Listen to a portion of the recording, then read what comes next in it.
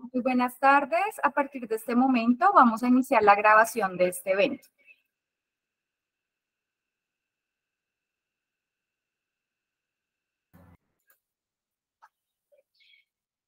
Buenas tardes a todos y a todas. Desde el Hospital Federico Lleras Acosta, desde el área de gestión clínica, les queremos dar la bienvenida a este evento que es muy importante, en donde desde el Grupo de Vigilancia en Salud Pública y Epidemiología del área de gestión clínica, vamos a hacer la socialización de los lineamientos y Vigila 2023 con todos los ajustes. Para la dinámica de esta presentación, vamos a tener a nuestras 3 epidemiólogas, Juliet Catherine Pinzón, quien es la líder de epidemiología, Jessica Caballero y Laura Valderrama, quienes son epidemiólogas referentes. Cada una lo que hizo con sus respectivos eventos fue hacer una pequeña síntesis de las cosas más importantes que debemos tener pues, para los profesionales de la salud de nuestra institución y de las demás personas que están conectadas. Algunos cambios, algunos ajustes de una manera práctica y vamos a presentar las memofichas de los eventos de interés en salud pública, que esta ya es el segundo año consecutivo que se hacen, que son unas memofichas que ustedes pueden cargar en sus celulares, tener a la mano, en donde de manera muy práctica y a partir de la experiencia que hemos tenido con las notificaciones en el hospital de todos, tiene unos tips que los puede ayudar a orientar. Recordar que el área de gestión clínica trabaja los 7 días de la semana en el Hospital Federico Lleras Acosta, que tenemos una sede que es en la sede Francia, que queda por la entrada 10, por el almacén, por el sótano detrás del servicio de urgencias, cuya extensión es la 209, y en la sede Limonar también tenemos nuestra oficina de gestión clínica, que queda a la entrada de la UCI 3 Limonar, tercer piso, extensión 418. Que es importante también tener en cuenta que pues, en gestión clínica nosotros tenemos un equipo que ahora pues, se va a presentar específicamente el de vigilancia de salud pública, pero que somos un equipo que maneja 8 procesos, 8 programas especiales que están integrados y que de manera articulada esperamos seguir dándole respuesta pues, a las necesidades que se presentan aquí en el hospital. Entonces, bienvenidos y bienvenidas y los dejo con Juliet Catherine Pinzón. Bueno, perdónenme, antes de continuar, recordar que para todos los efectos de la vigilancia en salud pública, si vigila anualmente, hace actualización, deja unos lineamientos. Estos lineamientos son a nivel del Instituto Nacional de Salud y además refuerzan lo que es el decreto 3518 de 2006, que es el decreto con que se soportan todas las acciones de vigilancia en salud pública a nivel de nuestro territorio, que es pues nuestro país, que es Colombia. Las entidades territoriales también son autónomas para determinar algunas situaciones especiales adicionales de vigilancia y nosotros como UPGD nos acogemos a estas normas que son de obligatorio cumplimiento. Entonces, con Juliet Pinzón, líder del grupo de epidemiología. Muy buenas tardes a todos. Mi nombre es Juliet Pinzón, enfermera epidemióloga del Hospital Federico Lleras Acosta. Entonces vamos a dar inicio a la presentación. Primero quiero contarles qué es Civigila. A veces pensamos que Civigila es únicamente el aplicativo donde nosotros ingresamos la información que estamos notificando en las fichas físicas que ustedes ya conocen, pero no, Civigila no solamente es un aplicativo que está instalado en un computador, es un conjunto de diferentes cosas, de usuarios, normas, procedimientos, de recursos, tanto financieros como todo el talento humano que intervienen en la recolección y recopilación de la información. Para que nosotros utilizamos esta información que notificamos al Civigila para poder generar información oportuna y poder generar acciones en todos los niveles, tanto a nivel institucional como a nivel municipal y a nivel nacional. Bueno, ¿qué es lo más importante que nosotros debemos conocer del sistema de vigilancia epidemiológica en Colombia, Civigila? Primero, que es una normatividad a nivel nacional, que es de obligatorio cumplimiento, no es si queremos o no, simplemente es de obligatorio cumplimiento para todas las instituciones de salud del país, que debemos notificar los eventos de interés en salud pública que son normados por el Instituto Nacional de Salud. En este momento tenemos más de 107 eventos de interés en salud pública en vigilancia. Cada evento cuenta con un protocolo y con una ficha de notificación y que todos y todas somos actores del sistema en todos los niveles. En estos momentos tenemos el Civigila escritorio y el Civigila web que todavía se encuentra en prueba. Cuando nosotros diligenciamos las fichas epidemiológicas en físico, esa información se debe transcribir al Civigila escritorio o al Civigila web, dependiendo. En estos momentos tenemos en el Civigila web algunos eventos que se están notificando únicamente por web. La idea es que el próximo año migremos al Civigila web y que ya no utilicemos más el Civigila escritorio. Por eso, pues la idea es tener como la información de manera más oportuna. ¿Cómo funciona la vigilancia de salud pública acá en el Hospital de Todos? Entonces, voy a presentarles el grupo de vigilancia en salud pública de gestión clínica. Entonces, acá ustedes pueden ver a las auxiliares del área de la salud, que son las que pasan ronda todos los días a los diferentes servicios, y ellas hacen una vigilancia de los eventos de interés en salud pública, recolectan las fichas que ustedes han diligenciado y verifican paciente por paciente si cumple para notificación de algún evento de interés en salud pública. Y somos 3 epidemiólogas referentes, mi persona, que soy la persona encargada de todos los eventos de infecciones asociadas a la atención en salud, del grupo de eventos transmisibles, de eventos inmunoprevenibles y el grupo de eventos transmitidos por agua y alimentos. Laura Valderrama, que es la persona encargada de los eventos de micobacterios y VIH, todo el grupo de los eventos respiratorios y los relacionados, y los eventos de salud mental y causa externa, y Jessica Caballero, que tiene a cargo todos los eventos de maternidad segura, los eventos de vigilancia nutricional en infancia, zoonosis y eventos de interés internacional como viruela símica y los eventos de cáncer. Entonces, en cada servicio ustedes van a encontrar este mismo directorio con nuestros números telefónicos, por si en algún momento necesitan de alguna pregunta o de notificar algún evento de notificación inmediata, pues ahí pueden encontrar nuestro contacto directo. Entonces, ya para dar inicio, la tabla de contenido o el contenido de estas memofichas está por grupos de eventos. Entonces, vamos a iniciar con los eventos transmisibles, luego con los eventos por agua y alimentos, eventos inmunoprevenibles, la vigilancia integrada de mortalidad en menores de 5 años, seguimos con los eventos de salud mental y causa externa, los eventos respiratorios, micobacterios y VIH, cáncer, todos los eventos de maternidad segura, vigilancia nutricional e infancia, eventos de zoonosis y de interés internacional, y en la última diapositiva dejamos un capítulo pequeño sobre las necropsias o viscerectomías que se requieren en los eventos de interés en salud pública. Entonces voy a dar inicio con los eventos transmisibles, dando inicio con el evento de Chagas. Chagas es un evento que se notifica bajo el código 205. Es una enfermedad parasitaria que es causada por un flagelo que es el Trypanosoma cruzi, que es comúnmente conocido en la comunidad como pito. Tiene diferentes mecanismos de transmisión, la más conocida es la oral, pero también hay otras formas como la vectorial, la congénita, la transfusional y a través de trasplantes. Dependiendo del modo de transmisión, cambia el periodo de incubación. Entonces, esto es muy importante tenerlo en cuenta para aquellos pacientes que consultan con una enfermedad febril aguda. Entonces, la vectorial tiene un periodo de incubación aproximadamente de 4 a 15 días, la oral de 3 a 22 días, la de transfusional o de trasplante de 30 a 40 días y la accidental aproximadamente de 20 días. Entonces, el Chagas se clasifica de 2 maneras, en Chagas agudo o en Chagas crónico. ¿Cuál es la definición de caso de una enfermedad de Chagas? Es persona con o sin antecedentes de exposición en un área endémica que presente. Siempre debe tener fiebre que sea prolongada, mayor a 7 días, y acá puedo hacer un diagnóstico diferencial recordando que estamos en brote de dengue, que dengue es de 2 a 7 días, en cambio Chagas es una fiebre prolongada mayor a 7 días y que tenga unos síntomas asociados. En estos momentos, el departamento del Tolima se considera endémico para Chagas, todo el departamento. Antes creíamos que eran algunos municipios, pero no.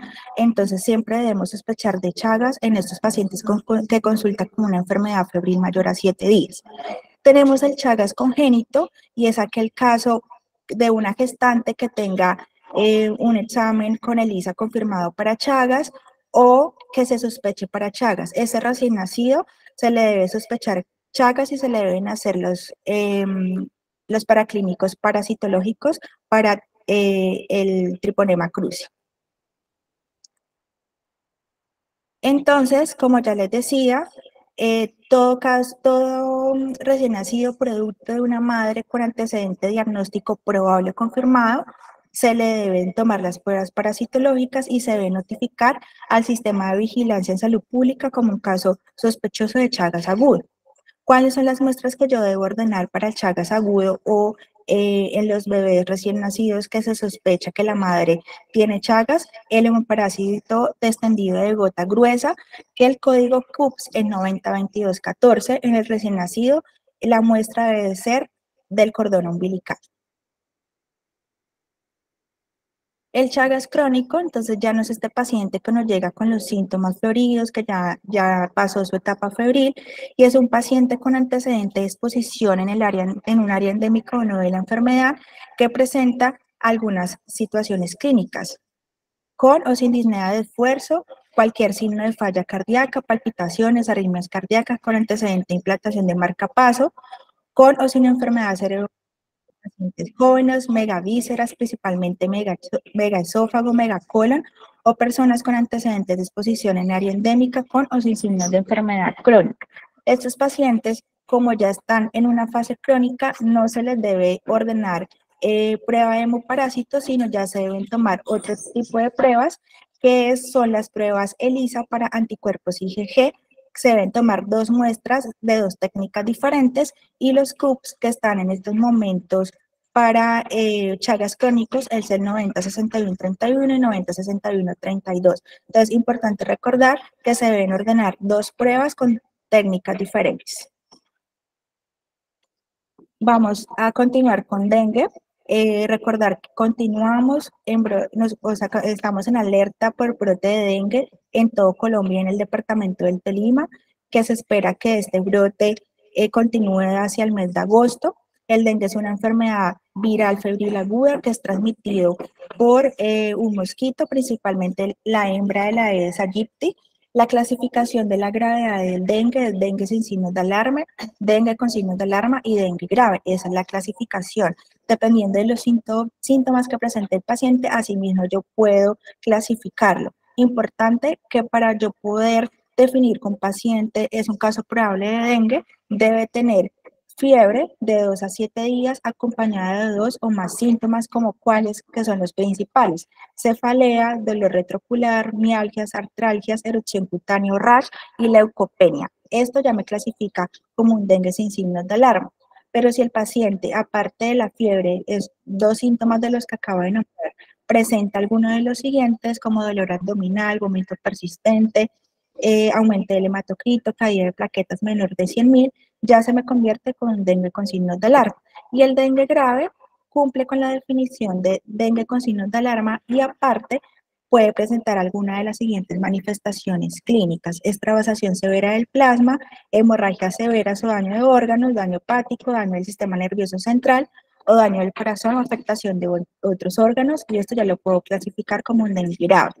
Importante es la conducta que debemos tomar según la clasificación de la gravedad. Un dengue sin signos de alarma puede tener manejo ambulatorio, un dengue con signos de alarma debe tener manejo intramural en hospitalización y observación, un dengue grave siempre debe estar en unidad de cuidado intensivo. Los casos de dengue, idealmente todos deben tener prueba diagnóstica y dependiendo de los días de sintomatología, asimismo va a ser el ordenamiento de la prueba. Entonces, si tiene menos de 5 días de síntomas, es decir, hasta el 5.º día de síntomas, se debe procesar un aislamiento viral o una ELISA NS1 y a partir del 6.º día de sintomatología se confirma a través de una ELISA IgE. ¿Qué pasa? En estos momentos en el hospital teníamos disponibles las pruebas rápidas que nosotros teníamos disponibles era una prueba de 3 bandas que me servía tanto para menor de 5 días como mayor de 6 días de sintomatología. Cambiamos en este momento la técnica, estamos utilizando un equipo mucho más sensible y en este momento estamos procesando únicamente ELISA y IgM en espera de que nos entreguen el CUPS para poder procesar los NS1. En todo caso de mortalidad por dengue se debe notificar por la ficha 580 y todo caso de mortalidad probable por dengue, tenga prueba confirmatoria o no, se debe tomar muestras de tejido, ya que se deben enviar al Laboratorio de Salud Pública y posteriormente al Instituto Nacional de Salud. Entonces, este evento, siempre que nos ocurra una mortalidad bajo el evento de dengue, tengamos ya una prueba confirmatoria, debemos tomar muestras de tejido. Continuamos con fiebre amarilla. La fiebre amarilla se notifica bajo el código 310, es de notificación inmediata, se debe notificar desde probable o desde la sospecha. Y la definición de caso es fiebre amarilla en todo paciente que proceda de una zona endémica para esta enfermedad y que además presente fiebre máxima de 7 días de evolución, hemorragias, ictericia ligera y albuminuria. Se vigilan todos los grupos de edad y se debe confirmar a través de una prueba de laboratorio. Esta prueba se debe ordenar a través de la evolución médica porque esta muestra de suero se envía al Laboratorio de Salud Pública. Leptospirosis se notifica bajo el código 455.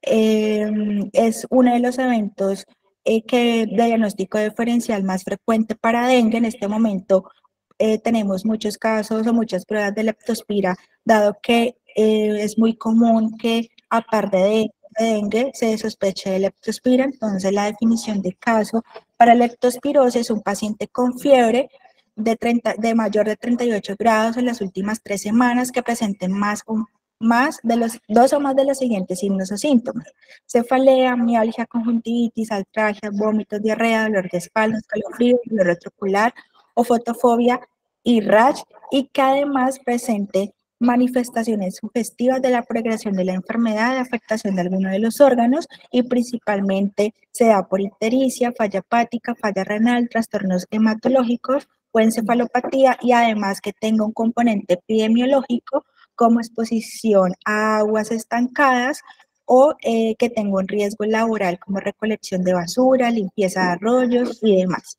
En estos casos, lo más importante que hay que tener en cuenta es que se deben tomar 2 muestras pareadas.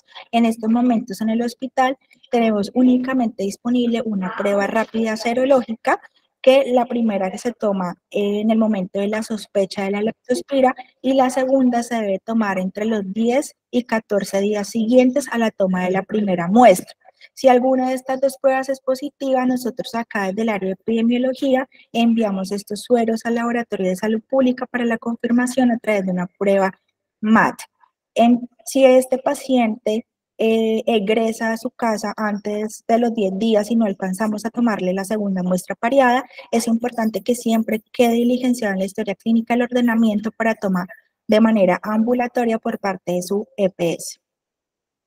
El código CUPS para la prueba serológica de leptospira del hospital es el 191311. Leishmaniasis se notifica bajo el código 420, 430, 440, dependiendo del tipo de leishmaniasis. Se vigila la cutánea, la mucosa y la visceral, y dependiendo de este tipo de leishmaniasis, pues cada una tiene su definición de caso. Importante para la leishmaniasis es que siempre la debemos confirmar a través del laboratorio clínico.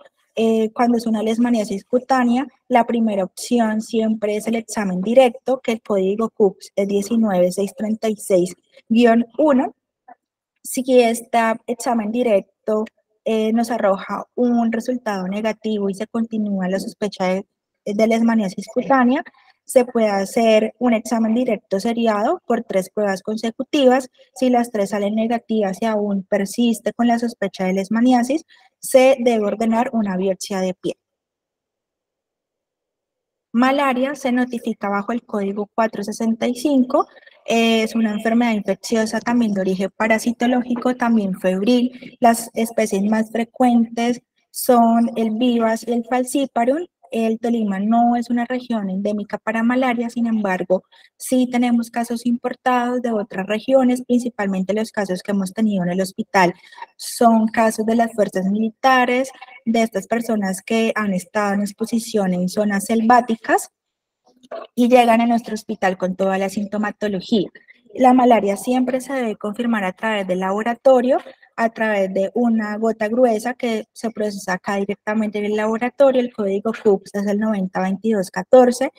Cuando tengamos un paciente sospechoso de malaria, debemos informar al laboratorio clínico para que la bacterióloga del laboratorio se acerque al servicio y tome directamente la muestra. Dependiendo de las características clínicas del paciente, nosotros debemos clasificar el caso como malaria complicada o malaria no complicada, porque dependiendo de esto, así mismo va a ser el manejo. Importante que ustedes conozcan que el tratamiento de la malaria, sea complicada o no complicada, se debe solicitar a la Secretaría de Salud del Tolima. No lo tenemos en la farmacia, siempre se solicita a la Secretaría de Salud con la evolución médica y la orden médica y el reporte del laboratorio. Para malaria falciparum, la primera línea siempre es tratamiento oral con artemete y lumefantrine y la dosis es según el peso. Para malaria vivas, la primera línea es con cloroquina y primaquina, también oral, y la dosis va según el peso. Cuando tengamos una malaria complicada, ya la indicación es manejo intravenoso y pues siempre estamos cerca a ustedes para guiar el ordenamiento según la clasificación del caso. Zika se notifica bajo el código 895, es un evento ya de muy baja notificación. Se hace diagnóstico diferencial con las demás arbovirus como dengue. Y la definición de caso es un caso que presenta exantema y uno más de los siguientes síntomas que no se explican por otras condiciones médicas, que presente fiebre no mayor a 38.5 grados centígrados, y la característica principal del Zika es que estos pacientes presentan conjuntivitis que no es purulenta, artralgias, mialgias, cefalea y malestar general. También se debe confirmar a través de una prueba de laboratorio. Esta prueba no se procesa en el laboratorio clínico del hospital, siempre se toma una muestra de sangre que se envía al laboratorio de salud pública para procesamiento de PCR en tiempo real. Sospechar de Zika principalmente en grupos de riesgo como gestantes menores de 5 años, personas mayores de 65 años con comorbilidades. Continúo con los eventos transmitidos por agua y alimentos. Tenemos la fiebre tifoidea y paratifoidea que se notifica bajo el código 320, un evento de muy baja notificación. Se notifica desde probable, es decir, desde que sospechamos, no debemos esperar un resultado de laboratorio para notificarlo. Y la definición de caso es todo paciente que presenta fiebre alta mayor de 39 grados centígrados por más de 72 horas de comienzo insidioso y que además presenta dolor de cabeza, malestar general, acompañado o no de anorexia, estreñimiento o diarrea, tos no productiva y bradicardia relativa. Debemos ordenar por el módulo de exámenes, es decir, acá a través del laboratorio clínico del hospital, un hemocultivo si la sintomatología es menor a 15 días de evolución. Si la sintomatología es mayor a 14 días, debo ordenar un coprocultivo, el cual debe ser seriado con intervalo de un día si el primero es negativo. Si el paciente tiene más de 14 días de sintomatología, debo ordenar un cultivo de médula ósea antes de inicio de los antibióticos. ¿Qué estoy buscando en estos cultivos? Positividad para Salmonella entérica, TIPI o para TIF. Hepatitis A se notifica bajo el código 330. En estos momentos ya tenemos la prueba disponible de anticuerpos para hepatitis A en el hospital. La hepatitis A no tiene cara B, solamente se debe diligenciar la ficha de datos básicos. Y la definición de caso es un paciente con malestar general, anorexia, náuseas y molestias abdominales y que además presenta alteración en las pruebas de función hepática.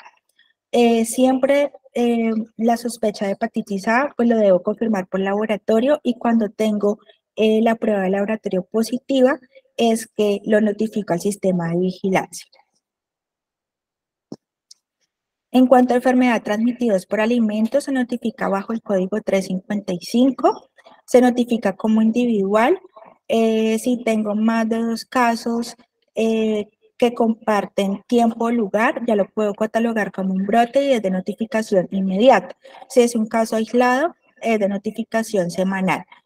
Sin embargo, es importante que en todos los casos de enfermedad transmitida por alimentos, sea por alimentos o aguas, siempre solicitemos un coprocultivo para poder identificar el agente que causó la enfermedad.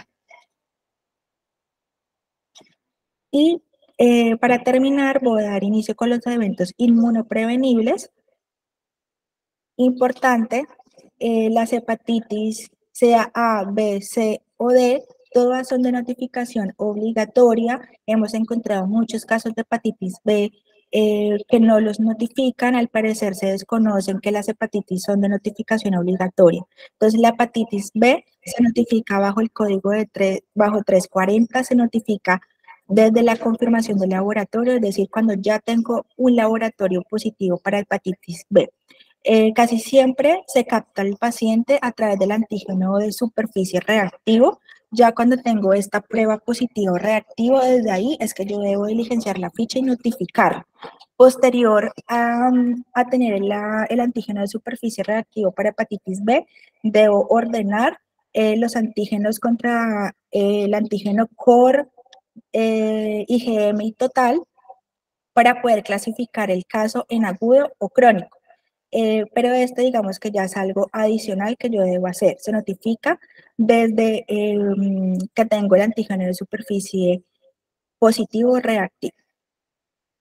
Para el caso de hepatitis C, también se notifica desde confirmado por laboratorio a través de una prueba serológica para la detección de anticuerpos totales contra la hepatitis C reactiva positiva y luego lo confirma a través de una carga viral para hepatitis C.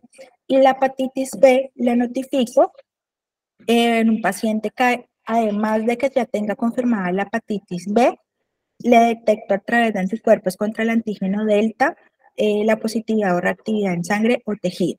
Entonces, importante que conozcamos que todas las hepatitis se deben notificar al sistema de vigilancia cuando ya tengo un reporte del laboratorio positivo.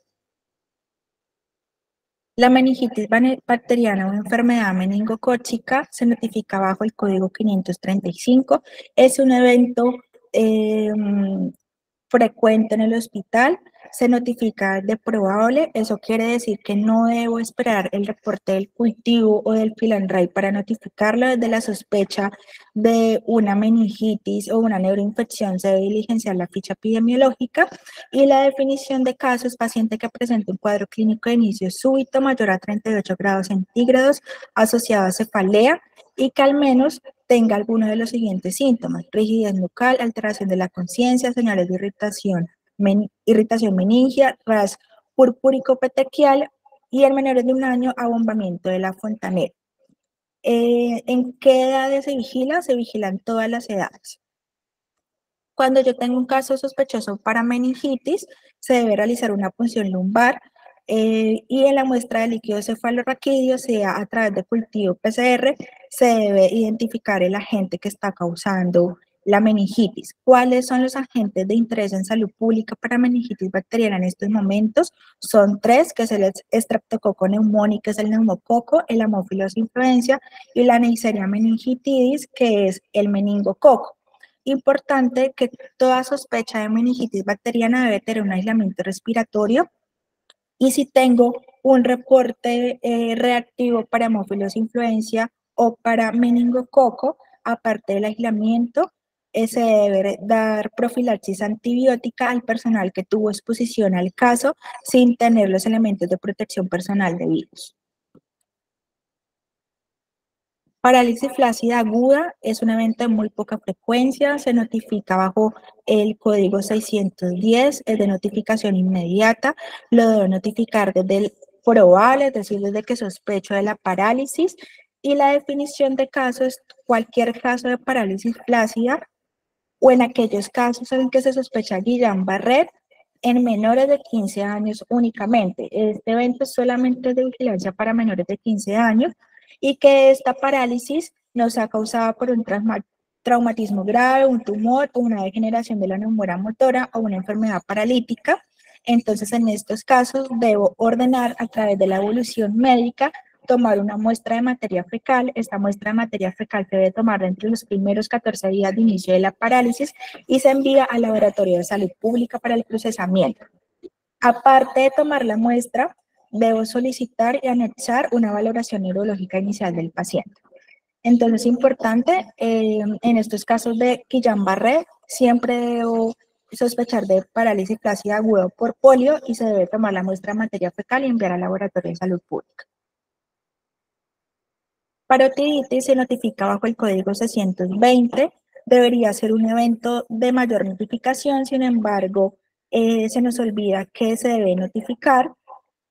Este evento no tiene ningún paraclínico que me lo confirme, por tanto se notifica solamente por clínica, por la sospecha clínica, y es un paciente con un cuadro clínico agudo que se caracteriza por fiebre, cefalea, vómito, edema e inflamación unilateral o bilateral de las glándulas parótidas o salivales. Entonces, en estos pacientes se debe notificar confirmado por clínica al sistema de vigilancia y se vigila en todos los grupos de edad. Sarampión y rubeola se notifican bajo el código 710 y 730, es de notificación inmediata, se notifica desde probable, es decir, de que sospecho el evento, y la definición de caso es un caso con presencia de fiebre y erupción macupapular o exantema y que además presenta alguno de los siguientes síntomas: tos o coriza o conjuntivitis, o que presenta inflamación de los ganglios linfáticos retroauriculares cervicales u occipitales, o que presenta artralgias. Se debe ordenar por evolución médica tomar una muestra de suero, una muestra de hisopado faríngeo y una muestra de orina, ya que esto se envía al laboratorio de salud pública, no lo procesamos acá en el laboratorio clínico, sino que estas 3 muestras se deben enviar a salud pública. En caso de que exista una positividad de estas primeras muestras tomadas, se debe tomar una muestra pareada a los 15 días de haber tomado la primera. Síndrome de rubeola congénita se notifica bajo el código 720. En realidad es un evento que no estamos notificando, es de notificación súper inmediato, se debe notificar desde la sospecha y se vigila en menores de 1 año en que se sospeche síndrome de rubeola congénita por un bebé que al nacer se le identifica alguna anormalidad como cataratas congénitas, defectos cardíacos congénitos, púrpura o hipoacusia, ductos arteriosos persistente, púrpura, sordera, microcefalia, patomegalia, esplenomegalia, ictericia persistente asociada a la hiperbilirrubinemia directa, o que existe una historia de infección por rubeola confirmada o sospechosa de la madre durante el embarazo. Entonces, es un evento que no estamos notificando acá en el hospital. Hemos identificado bastantes defectos congénitos de los que acabo de nombrar, sin embargo, nunca se sospecha un síndrome de rubeola congénita. Cuando tengamos uno de estos casos con esta definición, ¿qué debo hacer? Enviar al laboratorio de salud pública una muestra de sangre del cordón umbilical, una muestra de hisopado faríngeo o nasofaríngeo, una muestra de orina del recién nacido para la confirmación. El tétano accidental se notifica bajo el código 760, se notifica de probable, en realidad es un evento que no cuenta con un laboratorio para la confirmación, por tanto queda confirmado por clínica y es una persona mayor de 1 mes de edad con un cuadro agudo de disfagia, hipertonía, contracciones dolorosas, usualmente de los músculos de la mandíbula y el cuello, espasmos musculares generalizados con rigidez progresiva sin otra causa médica aparente. Y el tétano neonatal se notifica bajo el código 770, se debe notificar desde improbable, se confirma por clínica, porque no tenemos tampoco un laboratorio que me confirme el diagnóstico, se debe notificar de manera inmediata y se vigila solamente en recién nacidos hasta los 28 días. Y es aquel bebé que presenta 3 características clínicas importantes. Primero, que haya tenido alimentación y llanto normal durante los 2 primeros días de vida, que comience la enfermedad en el 3er o 28º día de vida y que tenga incapacidad o dificultad para succionar, seguido de rigidez muscular generalizada o convulsiones o espasmos musculares. La tosferina se notifica bajo el código 800, es de notificación inmediata, se notifica de probable, es un evento que se notifica de manera más frecuente acá en el hospital. En estos momentos, el Laboratorio de Salud Pública del Tolima procesa PCR para Bordetella pertussis, por tanto tenemos un diagnóstico mucho más oportuno y se sospecha o se vigila en todas las edades. A veces creemos que solamente se debe vigilar en los niños menores de 1 año, pero no, según la edad, asimismo se debe buscar la definición de caso. Entonces, en aquellos bebés menores de 3 meses, la definición de caso es toda infección respiratoria aguda, acompañado de tos en excesos, estridor, apnea, cianosis o vómito después de toser. De 3 meses de 3 meses a 12 años es toda infección respiratoria con tos de más de una semana de duración y que está acompañada de una tos paroxística, estridor o vómito después de la tos sin otra causa aparente. Y en mayores de 12 años es toda infección respiratoria acompañada de tos prolongada de más de 2 semanas de duración, presencia no de paroxismos, expectoración y vómito. Entonces, dependiendo de la edad, se encasilla la definición de casos o la sintomatología. Cuando sospechemos de tosferina, se debe tomar una muestra de hisopado o aspirado nasofaringio que se envía al Laboratorio de Salud Pública para el procesamiento de PCR en tiempo real para Bordetella pertussis. La varicela se notifica bajo el código 831 de notificación semanal cuando son casos aislados y de notificación inmediata cuando tengo 2 o más casos que compartan tiempo o lugar. No tengo en estos momentos un laboratorio que me lo confirme, no es necesario, por tanto se puede confirmar por clínica y es todo caso que presente una enfermedad de comienzo repentino con fiebre moderada, erupción cutánea de tipo macupapular durante pocas horas y vesicular durante 3 o 4 días y que deja unas costras granulosas. Y por último, tengo la vigilancia integrada en mortalidad de menores de 5 años. En este evento vigilo en los menores de 5 años la mortalidad por desnutrición, la mortalidad por enfermedad diarreica aguda y la mortalidad por infección respiratoria aguda. Se notifica bajo el código 591 y es toda mortalidad que se presenta en este rango de edad por estas 3 patologías que les acabo de nombrar, sin otra causa aparente y aquel niño menor de 5 años que no tenga una patología de base que haya llevado a la muerte. Es de notificación inmediata. Importante es que si tengo una mortalidad menor de 5 años por desnutrición, este niño ya tuvo que haber sido notificado bajo el evento de desnutrición con el código 113. Si es una mortalidad por enfermedad diarreica aguda, debo haber tomado un coprecultivo para identificación del agente. Si es una mortalidad menor de 5 años, una infección respiratoria aguda, si durante la hospitalización no pude identificar el agente causante a través de un Fill-and-Ray o algún otro mecanismo y el paciente fallece, este es uno de los eventos que debe irse a toma de muestras de tejido respiratorio para el Instituto Nacional de Salud. Pero, como ya lo dije, si no tengo el agente causante identificado antes de la muerte. Hasta acá va mi intervención. Voy a darle paso a mi compañera Laura Valderrama y al final de la sesión, pues haremos las preguntas o dudas que ustedes tengan.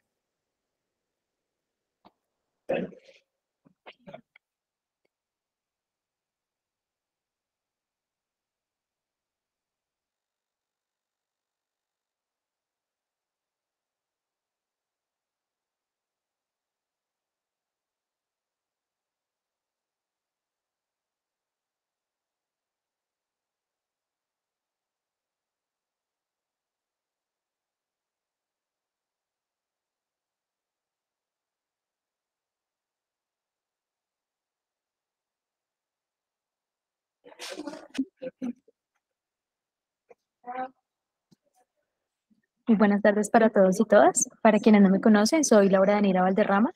Soy enfermera referente de epidemiología de algunos eventos del hospital, como lo mencionó Juliet. Para dar continuidad, vamos a hacer la presentación de los eventos en salud mental o causa externa, dando inicio con el evento en salud mental de intento de suicidio, el cual es uno de los eventos que solamente notificamos confirmados por clínica, que refieren a una conducta potencialmente lesiva que es autoinfligida y sin un resultado fatal. Es decir, que tenemos una condición final de vivo cuando hacemos la atención al usuario o al paciente. Existe una evidencia implícita o explícita de la intencionalidad de provocarse la muerte y dicha conducta puede causar o no lesiones independientemente de la letalidad del método o del mecanismo de método utilizado. Como responsabilidad, pues aplicar las guías de práctica clínica y en caso de un envenenamiento agudo o crónico se deben solicitar la información para el manejo de la Ley Nacional de Toxicología. Este es un evento de notificación semanal, pero se convierte en un evento de notificación inmediata cuando ocurre en niños en un rango de edad de 5 a 9 años o en cualquier edad, pero con un número de intentos de suicidio previos. Algo que pasa muy común con los casos de intento de suicidio es que cuando es una intencionalidad suicida con un mecanismo de intoxicación, la notificación se debe realizar únicamente para el evento de intento de suicidio. Es decir, que si el mecanismo fue intoxicación, ya sea por un plaguicida, organofosforado, por un medicamento u otro tipo de intoxicación, pero fue con una intencionalidad suicida y que esté referida en historia clínica, solamente lo vamos a notificar para el evento de intento de suicidio con el código 356. Seguimos con intoxicaciones agudas por sustancias químicas, correspondiente al Código de Vigilancia 365, entendiendo por intoxicación todo proceso patológico en el cual se presentan signos y síntomas causados por una sustancia química. Inicialmente este evento se notifica por clínica, pero tiene una notificación como caso probable exclusivamente para dos modalidades o dos tipos de intoxicaciones. Una de ellas es la intoxicación por metanol, cuando este está asociado al consumo de bebida alcohólica adulterada, o una intoxicación aguda por fósforo blanco, cuando esta es asociada a artefactos pirotécnicos.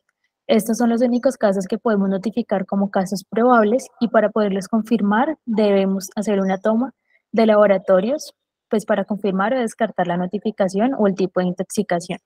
El resto de intoxicaciones regularmente son notificados por clínica, que son aquellos pacientes quienes, posterior al contacto de alguna sustancia química por cualquier vía, oral, intradérmica, parenteral, etcétera, presentan manifestaciones de un toxidrome o un cuadro clínico de una intoxicación aguda implicada.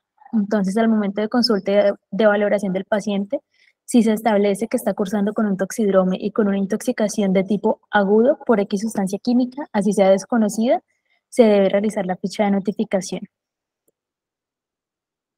Al respaldo de la cara B de la ficha de notificación nos piden algunas variables de interés, entonces por eso es importante indagar por la sustancia que causó la intoxicación, el tipo de intoxicación, lugar, fecha, hora y vía de la exposición. Para el tipo de intoxicación tenemos varios tipos, por eso es importante que realicemos una buena entrevista o anamnesis, ya sea con el paciente o familiar o acudiente cuando éste lo tiene, para así mismo establecer cuál fue el tipo de intoxicación y el mecanismo. Entonces tenemos intoxicación ocupacional, accidental, un suicidio consumado, posible acto homicida, posible acto delictivo, una intoxicación desconocida, intencional psicoactiva o adicción y automedicación o autoprescripción. Teniendo en cuenta estos tipos de intoxicación, las recomendaciones de vigilancia para el evento es que no se notifican intoxicaciones de tipo crónico, por eso su nombre es intoxicaciones agudas por sustancias químicas. Entonces, si es el ejemplo más habitual que tenemos en el hospital, es que nos consultan consumidores de sustancias químicas de tipo crónico y pues pueden presentar sí un cuadro clínico de intoxicación por X o Y motivo, pero como es un consumo de psicoactivos de tipo crónico, no amerita una notificación para el evento de intoxicaciones agudas. Todo fallecimiento requiere una necropsia médico-legal, puesto que al fallecer ya se considera una mortalidad asociada a una causa externa, por ende se debe ir por necropsia médico-legal y pues solicitar a la entidad judicial correspondiente. Y no lo certificaríamos nosotros, sino ya medicina legal. Cuando la intoxicación esté relacionada con un suicidio consumado, aquí es cuando tenemos una condición final de fallecido, se debe realizar la notificación del evento 365, es decir, la notificación de intoxicaciones. Aquí hago alusión al evento de intento de suicidio. Si el evento de intento de suicidio es con un mecanismo de intoxicación, inicialmente lo vamos a notificar solo para intento de suicidio con el código 356.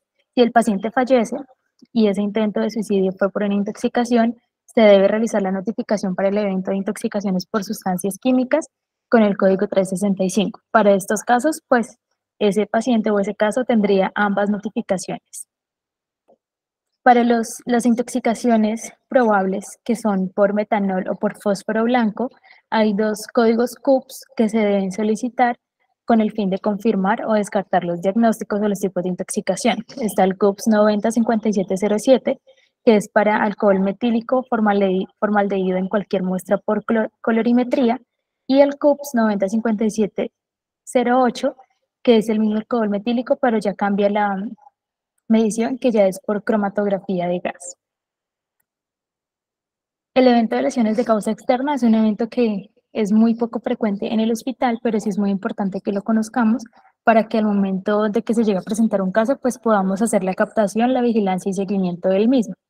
En causa externa solo vigilamos dos cosas, que son las lesiones ocasionadas por accidente de consumo y las lesiones ocasionadas por procedimientos estéticos. Para los accidentes de consumo es aquella persona que presenta la lesión o la muerte, entiéndase pues que es un evento involuntario, que esté relacionado posiblemente con el uso de un producto que esté en aparente buen estado y que sea manipulado o haya sido manipulado en las condiciones normales de su uso. Entonces, ¿cuáles son las manifestaciones que se pueden presentar? Ahogamiento, amputación, asfixia o sofocación, choque eléctrico, entre otras. Unos ejemplos de accidente de consumo son cuando los muñecos que les compramos a los niños se supone pues que deben ser un buen uso, y dentro del uso normal pues es que las pilas no se salgan sino que estén ajustadas, y cuando algún niño consume el tipo pues de baterías o de pilas sería relacionado a un accidente de consumo puesto que está en su uso normal, pero el accidente de consumo es producido porque no se prestaban como las condiciones de seguridad adecuadas. El otro evento o la otra modalidad que vigilamos son los procedimientos estéticos o los procedimientos no quirúrgicos. Es aquella persona que presenta lesión o muerte, posiblemente relacionada con un procedimiento estético, y tenemos entre los procedimientos invasivos y los no invasivos. Los invasivos son los realizados por un profesional de medicina, donde el cuerpo es agredido química o mecánicamente o mediante inyecciones, ya sean intradérmicas o subcutáneas, o la introducción de un tubo o un dispositivo médico. Y los no invasivos son los procedimientos ya utilizados para el embellecimiento del cuerpo humano con el fin de limpiarlo, perfumarlo, modificar su aspecto, entre otros. Para los procedimientos estéticos es importante recordar que no se hace la notificación de aquellos procedimientos estéticos autopracticados o que se hayan realizado en lugares no habilitados. Este evento de causa externa lo notificamos solamente con una condición, que es clasificación inicial del caso sospechoso. Es una notificación súper inmediata cuando es relacionado al consumo o en los cuales se identifique un elemento involucrado con los sistemas electrónicos de administración de nicotina y sin nicotina. En la cara B del evento, cuando es relacionado a accidentes de consumo, es importante poner el nombre del elemento o el evento utilizado o que ocasionó el accidente de consumo. También, para aclararles, en lesiones de causa externa no notificamos las riñas, los aplastamientos o sucesos que se presenten en medio de algún desastre natural, eh, lesiones ocasionadas por hurtos, por robos, y todo este tipo de accidentes que ocurren no aplican para la vigilancia de lesiones de causa externa, sino solo accidente de consumo o procedimiento estético. Las lesiones por pólvora pirotécnica con el código de vigilancia 452 es un caso confirmado por clínica únicamente, en el que como consecuencia de la producción, almacenamiento, transporte, la manipulación o la exhibición de pólvora pirotécnica se produzcan lesiones en las personas que requieran un manejo médico, ambulatorio u hospitalario o desencadene la muerte. Cuando tenemos menores de edad lesionados por pólvora pirotécnica, se debe hacer el enlace con trabajo social e informar a Policía de Infancia y Adolescencia o el Bienestar Familiar para que se haga la reestructuración de los derechos y el menor de edad no puede egresar de la institución hasta que no tenga el aval tanto por el bienestar como por trabajo social. Este es un evento que se notifica por clínica. En la cara B del evento hay algunas variables de interés relacionadas con el artefacto, entonces al momento de diligenciarla pues debemos tener en cuenta e indagar por el tipo de artefacto, las circunstancias en que ocurrió la lesión, el lugar del evento y los demás datos relacionados que ya nos pide la ficha al momento de diligenciar. Recordarles también que nosotros hacemos vigilancia intensificada 2 veces al año, que es a mitad del año en ocasiones a las festividades sanpedrinas y a final de año en ocasiones a las festividades decembrinas. Y lesiones por pólvora pirotécnica es uno de los eventos en los que hacemos una vigilancia intensificada. El evento de violencia de género e intrafamiliar y ataques con agentes químicos, con el código del INS 875, es un evento que únicamente se notifica como caso sospechoso y son todas las violencias sexuales, físicas, psicológicas o por negligencia y o abandono como resultado de acciones o conductas agresivas basadas en las relaciones del poder.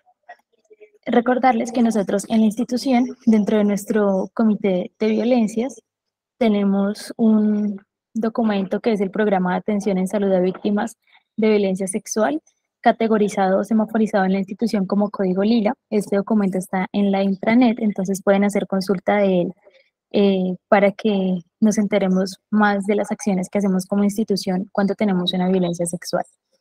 En cuanto a violencia sexual, se debe hacer el manejo de la evidencia y la cadena de custodia de los elementos que son material probatorio. Estamos como entidades de salud en la responsabilidad y en la obligatoriedad de denunciar aquellos casos de violencia contra niños, niñas y adolescentes e informar a las autoridades la ocurrencia de los hechos punibles si la persona afectada no ha realizado dicha denuncia.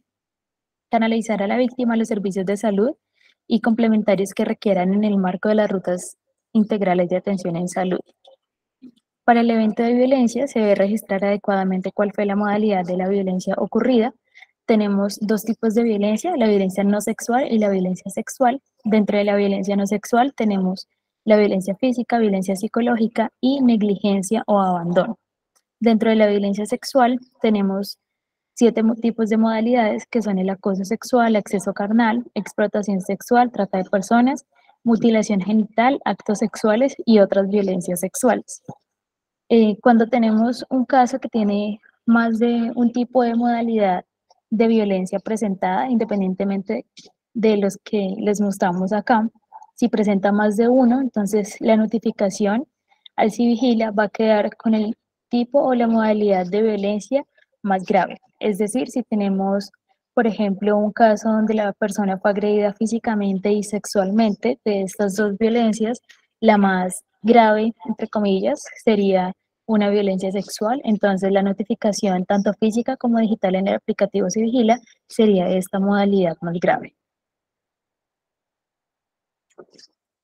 Como recomendaciones de las atenciones en salud mental, como lo son la atención en salud mental, la remisión a protección e informe a autoridades, aplican para todos los tipos de violencia, ya sea física, psicológica, sexual o negligencia y abandono, que esto es algo que como hospital nos está faltando un poco en las modalidades de violencia, puesto que lo estamos haciendo solo con la violencia sexual, pero son enlaces en salud que debemos hacer con todos los tipos de violencia que notifiquemos.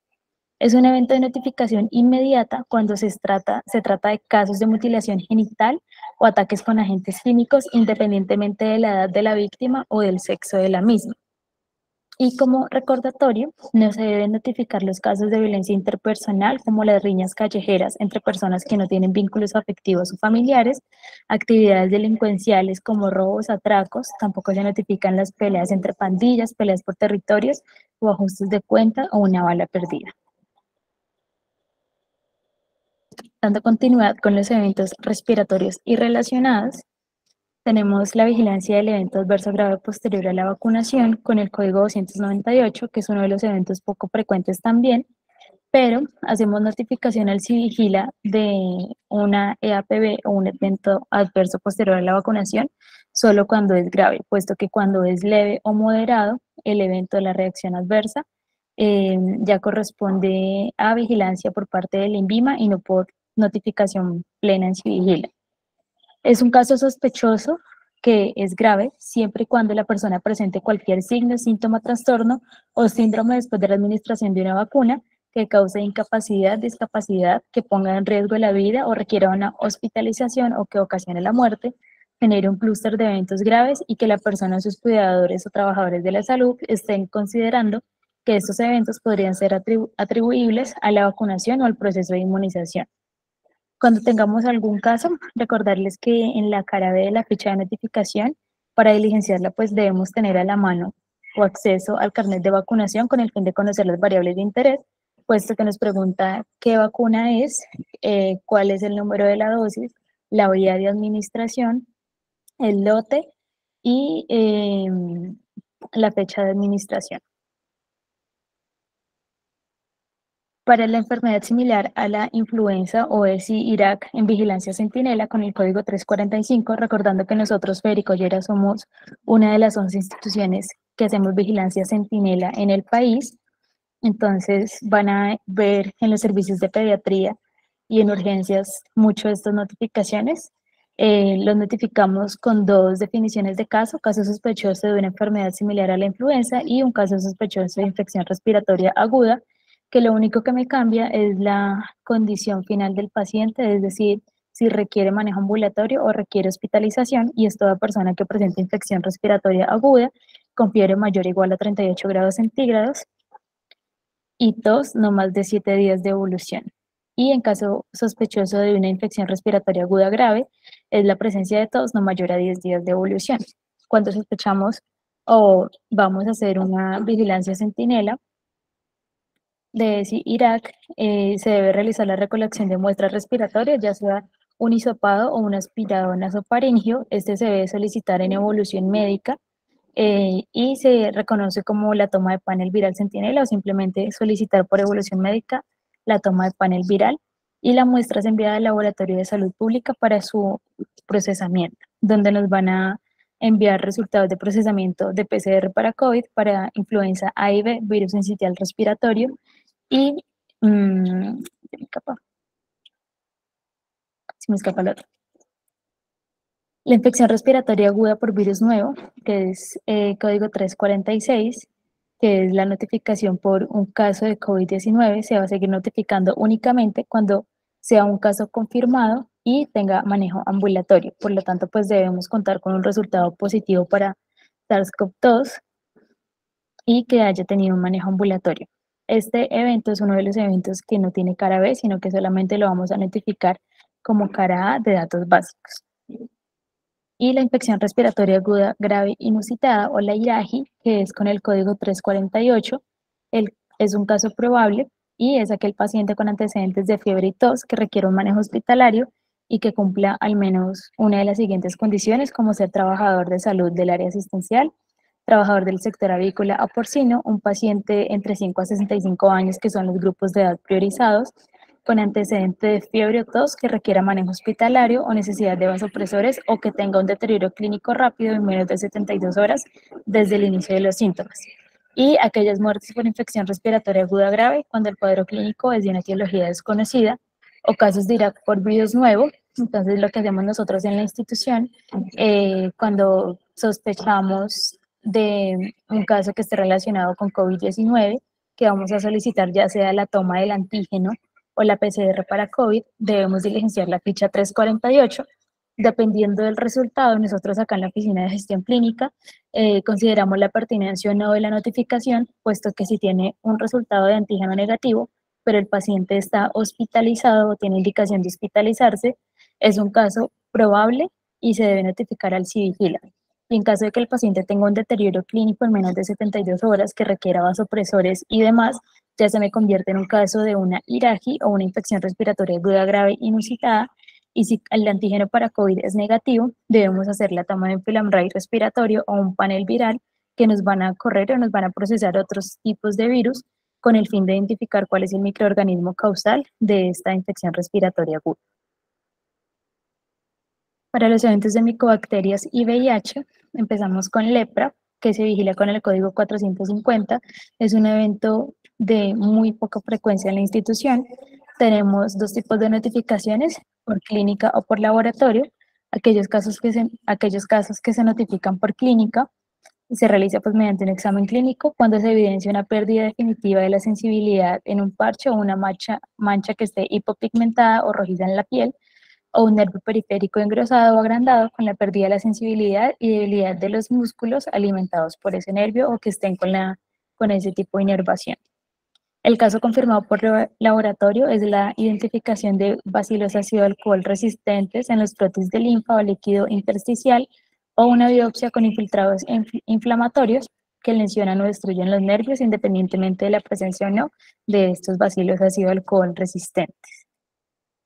Para lepra, una vez identificado el caso, establecido el diagnóstico y realizada la solicitud del tratamiento, tenemos, al igual que en tuberculosis, dos tipos de pacientes, un paciente nuevo o un paciente previamente tratado.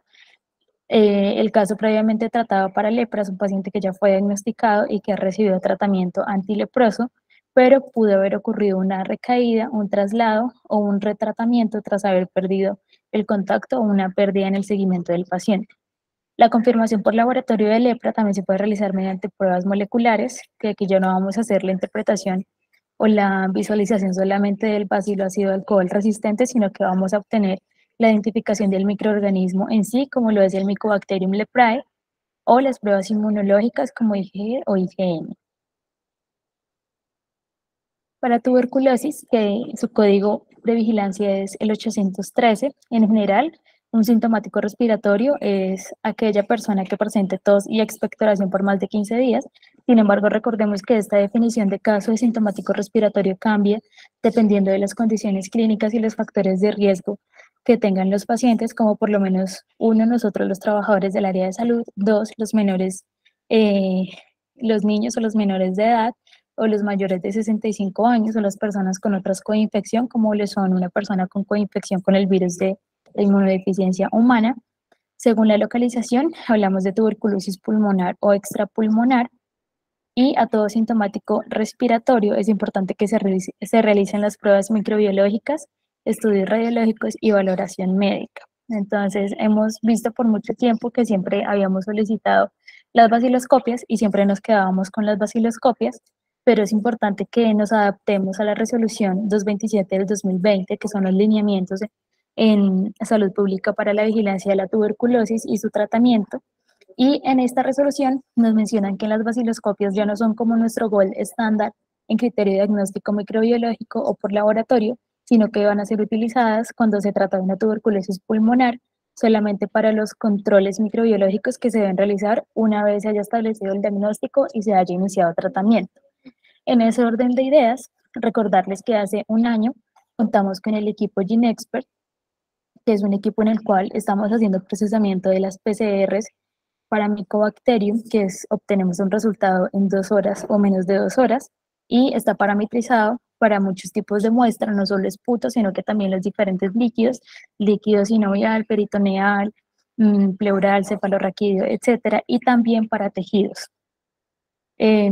Por eso es importante que solicitemos las baciloscopias siempre y cuando sea criterio médico. El médico es quien decide si se solicita o no la baciloscopia, pero sí es importante, si estamos sospechando del diagnóstico o de la enfermedad, que solicitemos con los códigos CUPS tanto la PCR como el cultivo y las pruebas de sensibilidad a fármacos de una vez, puesto que si tenemos una PCR positiva y nos arroja una primera resistencia a rifampicina, que es el parámetro que tenemos con nuestro equipo GeneXpert, siempre nos va a arrojar una sensibilidad solo a rifampicina, y esta nos sale resistente, pues al haber solicitado de una vez la prueba de sensibilidad a fármacos, se van a correr otra PCR para medir la resistencia a rifampicina e isoniazida. Y la idea es que a todo cultivo positivo se le realice esta misma prueba de sensibilidad a fármacos, que ya van a ser los 4 fármacos de la primera línea.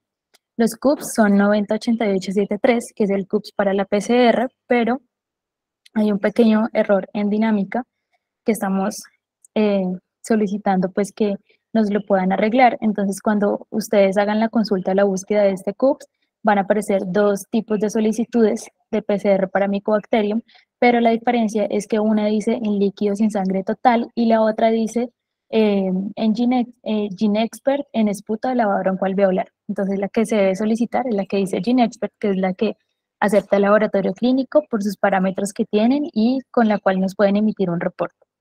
El CUPS 901230, que es el CUPS para el cultivo, y el CUPS 908885, que son las pruebas de sensibilidad.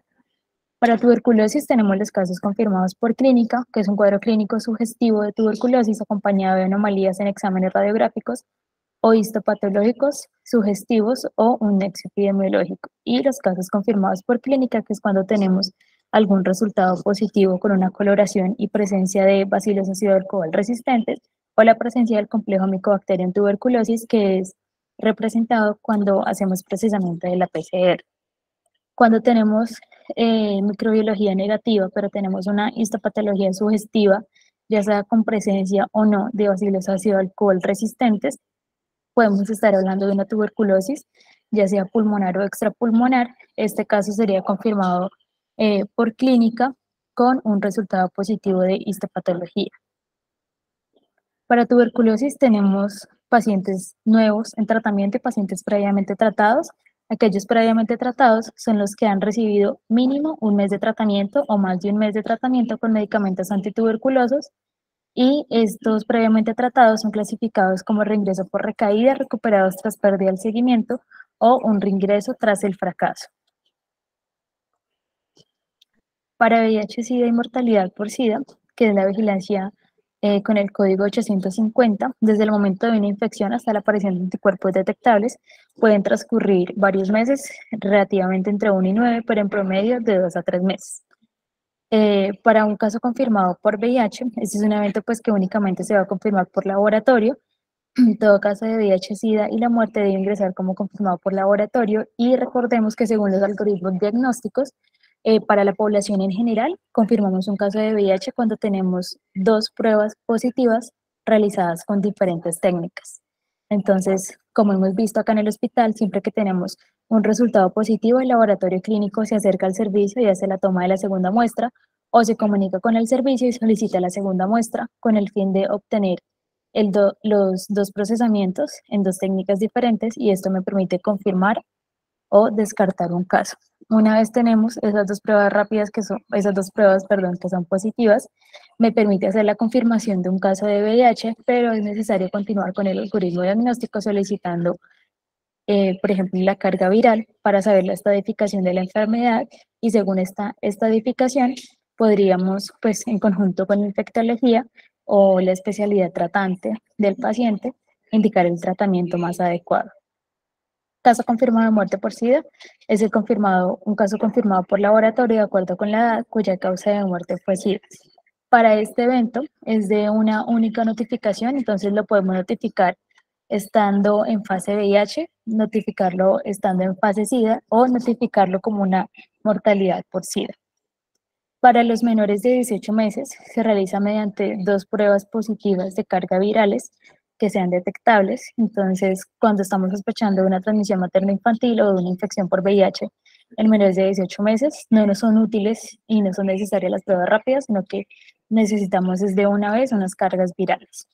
Y para el caso confirmado en gestantes, es el caso que utilizamos 2 pruebas con técnicas diferentes, las cuales son positivas, y confirmamos el caso con una carga viral para VIH detectable.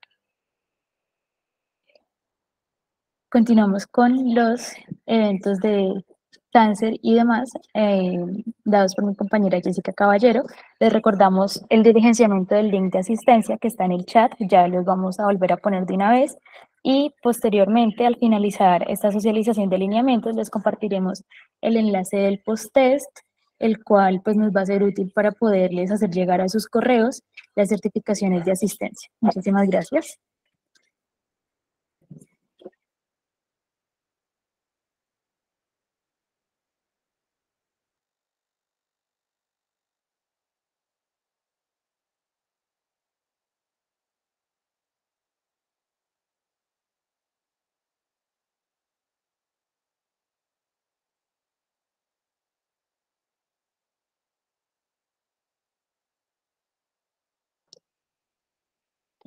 Buenas tardes para todos, me presento, mi nombre es Jessica Caballero, soy la encargada de los siguientes eventos que les voy a socializar. Entonces vamos a empezar con eventos de cáncer. Tenemos cáncer en menores de 18 años. El cáncer en menor de 18 años se puede notificar desde probable o confirmado por laboratorio. Lo ideal es que lo notifiquemos desde que estamos sospechando en el niño que tiene algún tipo de neoplasia. Entonces, un caso confirmado es toda persona menor de 18 años, menor de edad, con diagnóstico confirmado de neoplasia maligna, cualquier tumor del sistema nervioso central. Y un caso probable es toda persona menor en 18 años que, de acuerdo a los hallazgos de historia clínica y exámenes físicos y pruebas de laboratorio o imagenología, sugieran al médico tratante la probabilidad de un cáncer. En este evento nosotros también notificamos las recaídas. Entonces se define como el retorno de la enfermedad en una persona que había estado previamente en remisión completa, y las segundas neoplasias. Pero las segundas neoplasias deben corresponder a que aparición de algún tumor primario diferente al que tiene actualmente diagnosticado. Entonces es importante que pues en que los niños los notifiquemos, porque esta información sube directamente a la plataforma del Instituto de Cancerología y ellos le hacen un seguimiento por ser una patología de alto costo, y a través de la captación por el CIVIGILA también le hacen las autorizaciones para los tratamientos en ellos. También vigilamos el cáncer de mama y de cuello uterino, que se define como toda una proliferación anómala y descontrolada de un grupo de células, de los cuales pueden extenderse más allá de sus límites habituales. Como en el evento anterior, en este evento solo lo podemos notificar cuando está confirmado. No es de sospechoso ni es de probable, solamente cuando tenemos el reporte de la biopsia que me confirma que realmente hay un cáncer de mama o un cáncer de cuello uterino. Entonces, un cáncer confirmado por biopsia de mama puede ser en mujer o en hombre con diagnóstico de cáncer de mama con diagnóstico por estudio histopatológico. Entonces, puede ser un carcinoma ductal o bulillar o in situ o invasivo confirmado por primera vez con una biopsia. Y en el de cuello uterino es toda mujer con diagnóstico de cáncer de cuello uterino, que son lesiones intraepiteliales de alto grado, un NIC2, un NIC3, cáncer de células escamosas, adenocarcinomas o MIS, que sean confirmados por primera vez con una biopsia. Entonces continuamos con los eventos de maternidad segura. Empezamos con morbilidad materna extrema, es uno de los eventos de alta frecuencia del hospital. Como sabemos, somos el hospital regional del departamento. Tenemos los principales centros de alta dependencia obstétrica, sala de partos, tenemos materno perinatal, materno fetal, entonces a veces nos llegan bastante gestantes. Entonces por eso es el de alta importancia la notificación, porque gracias a la identificación de las patologías que están complicando a las maternas, se crean estrategias para una salud materna segura y pues evitar las mortalidades o discapacidades a raíz del embarazo. Entonces, la morbilidad materna extrema se define como un caso de morbilidad materna como una complicación severa que ocurre durante el embarazo, el parto o dentro de los 42 días siguientes a la terminación del embarazo, que pone en riesgo la vida de la mujer, pero sobrevive y que cumple con al menos uno de los siguientes criterios. Entonces, ella se agrupa en relacionadas con la disfunción de órganos. Los criterios pueden ser cardiovasculares, renales, hepáticos, cerebral, falla respiratoria, falla de la coagulación, relacionados con enfermedades específicas del embarazo, como son la eclampsia, la preeclampsia, la sepsis sistémica severa, la hemorragia obstétrica severa, la ruptura uterina, o relacionadas con manejos quirúrgicos, la necesidad de algún procedimiento quirúrgico de emergencia. Allí es un procedimiento quirúrgico de emergencia, quiere decir, por ejemplo, si la materna requiere un legrado, una histerectomía, una laparotomía, algo que surge a raíz pues, de su embarazo o a raíz de su trabajo de parto. La notificación debe ser de manera inmediata, debe ser en las primeras 24 horas cuando se diagnostica la severidad. Entonces, el protocolo es muy específico, tiene unos criterios de inclusión, son bastante extensos. Entonces, en el protocolo, a través de morbilidad materna, hay unos anexos que me especifican cuáles son los ítems que me indican morbilidad para notificarlos de manera de vigilancia epidemiológica. Entonces, por ejemplo, una disfunción cardiovascular quiere decir que la materna haya hecho un paro respiratorio, que tenga una acidosis grave, que haya necesitado un soporte inotrópico, una reanimación cardiopulmonar, que haya tenido una hipotensión severa con su tensión arterial media menor de 60, o haya tenido infratensionales mayores de 160 sobre 110, me quiere decir que está cursando con una preeclampsia severa.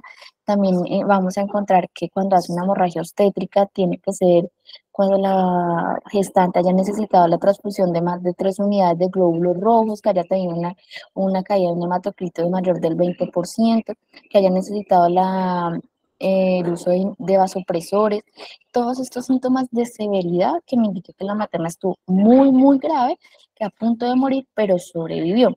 Entonces, hay que tener en cuenta que para este evento, al momento de la notificación, tiene unas pequeñas condiciones que cuando yo estoy diligenciando la ficha y veo la fecha de consulta, no es la fecha de consulta realmente de la materna, sino el día que yo diagnostico la severidad. Entonces, un ejemplo, si la materna me ingresa hoy, 29 de junio, pero me ingresó pues, relativamente estable, sin criterios de morbilidad materna extrema, pero dentro de 2 días me hacen unas cifras tensionales elevadas, cuando yo vaya a diligenciar la ficha, yo pongo el día que me hizo las cifras tensionales elevadas. Eso no quiere decir que dentro de 2 días, o sea, el 1 de julio me hizo la severidad, pues en la fecha de consulta yo pongo la severidad. Es lo particular en este evento para que tengan en cuenta. Adicionalmente, pues ustedes deben saber que al notificarla debe cumplir con todos los criterios según el protocolo vigente. Si tienen pues alguna duda en cuanto a qué criterios se deben notificar o no, en el protocolo, en el anexo al final, se encuentra la tabla específica con todos los criterios de inclusión. Adicionalmente, también cuando estemos haciendo la diligenciación de la ficha, hay una variable de grupo poblacional donde me dice si es gestante. Entonces, si me hizo la severidad antes del embarazo, antes de tener el parto, durante el parto, todavía sigue siendo gestante y indico que es gestante y pongo las semanas en que me hizo la severidad. Pero si me hizo la severidad en el puerperio, ya no me entraría en ese grupo poblacional, porque pues ya tuvo el nacimiento, entonces ya no es gestante. Vamos a continuar con mortalidad materna. Se identifica con la ficha 551 con la cara básica, no tiene datos complementarios. Ella se define en disfunciones obstétricas directas o de funciones obstétricas indirectas. Las directas son aquellas que resultan de las complicaciones obstétricas del embarazo, que son el embarazo, parto y puerperio, intervenciones que implican de intervenciones de omisiones de tratamiento incorrecto de una cadena de consentimientos originada en cualquiera de las circunstancias mencionadas. O indirectas quieren decir que son de una enfermedad existente de antes del embarazo o de una enfermedad que evoluciona durante el mismo, dada su condición fisiológica del embarazo. Cuando tenemos una mortalidad materna de notificación inmediata, nosotros lo hacemos a través del aplicativo del Civigila y también lo hacemos en la web materna.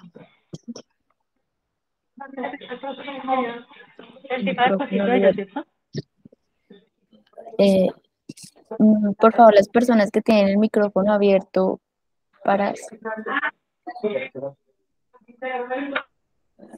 Entonces se debe hacer a través de la web materna. Para este evento, en especial, tenemos una vigilancia epidemiológica basada en la web.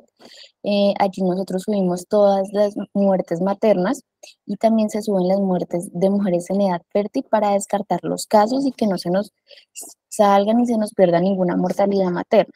Una mortalidad materna es muy grave porque es un indicativo de desarrollo pues, de un país y de las atenciones que estamos prestando nosotros como institución. Por eso es de vital importancia, pues nosotros siempre prestar las mejores atenciones, no tener ninguna omisión del tratamiento ni nada para evitar esta mortalidad. Tenemos las características de la clasificación. La mortalidad materna se clasifica de acuerdo al tipo de casos. Tenemos defunción materna temprana, que se define como la muerte de una mujer mientras está embarazada o dentro de los 42 días siguientes a la terminación del embarazo, independientemente de la duración y el sitio del embarazo debido a cualquier causa relacionada con o gravedad del embarazo, pero no por causas accidentales o incidentales. También tenemos la muerte materna tardía, que es toda mujer por causas obstétricas directas o indirectas después de los 42 días, pero antes de 1 año de la terminación del embarazo. nosotros hacemos una vigilancia de los 12 meses de esa gestante, pues para identificar, pues en dado caso de una mortalidad, si es temprana o tardía. También hay disfunción relacionada con el embarazo, que es la muerte de una mujer mientras está embarazada o entre los 42 días siguientes a la terminación del embarazo, independientemente de la causa de defunción. Muertes maternas producidas por causas coincidentes, según la Organización Mundial de la Salud. Haciendo una revisión de los CIE-10 de mortalidad materna, consideran aquellas muertes que ocurren en el embarazo, parto o puerperio, y como clasificación nosológica incluye lesiones de causa externa, como accidente por vehículo automotor y causas externas de lesión. O una muerte materna dudosa es la que no se puede identificar esa mujer en edad fértil, si tiene o no un bebé menor de 12 meses, entonces siempre queda como la duda, entonces se notifica como dudosa hasta poder hacer una visita de campo para confirmar pues si tuvo gestaciones o su fórmula obstétrica. Continuamos con mortalidad perinatal y neonatal tardía. Se notifica con el código 560. Ella se clasifica en mortalidad, en muerte perinatal y en muerte neonatal. En la muerte perinatal es la muerte que ocurre en el periodo comprendido a partir de las 22 semanas completas de gestación o con 500 gramos o más de peso fetal hasta los 7 días después del nacimiento. Y la muerte neonatal es la muerte ocurrida entre el nacimiento y los primeros 28 días. Esta se divide en tempranas y tardías. Las tardías ocurren durante los primeros 7 días de vida, que son desde el nacimiento hasta los 6 días de vida, y las tardías son de los 7 días de vida hasta los 28 días de vida.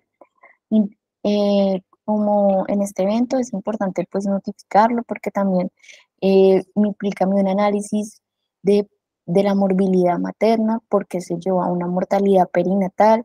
Hay que tener en cuenta que cuando dice muerte perinatal, que es a partir de las 22 semanas o con 500 gramos, es con alguno de los dos.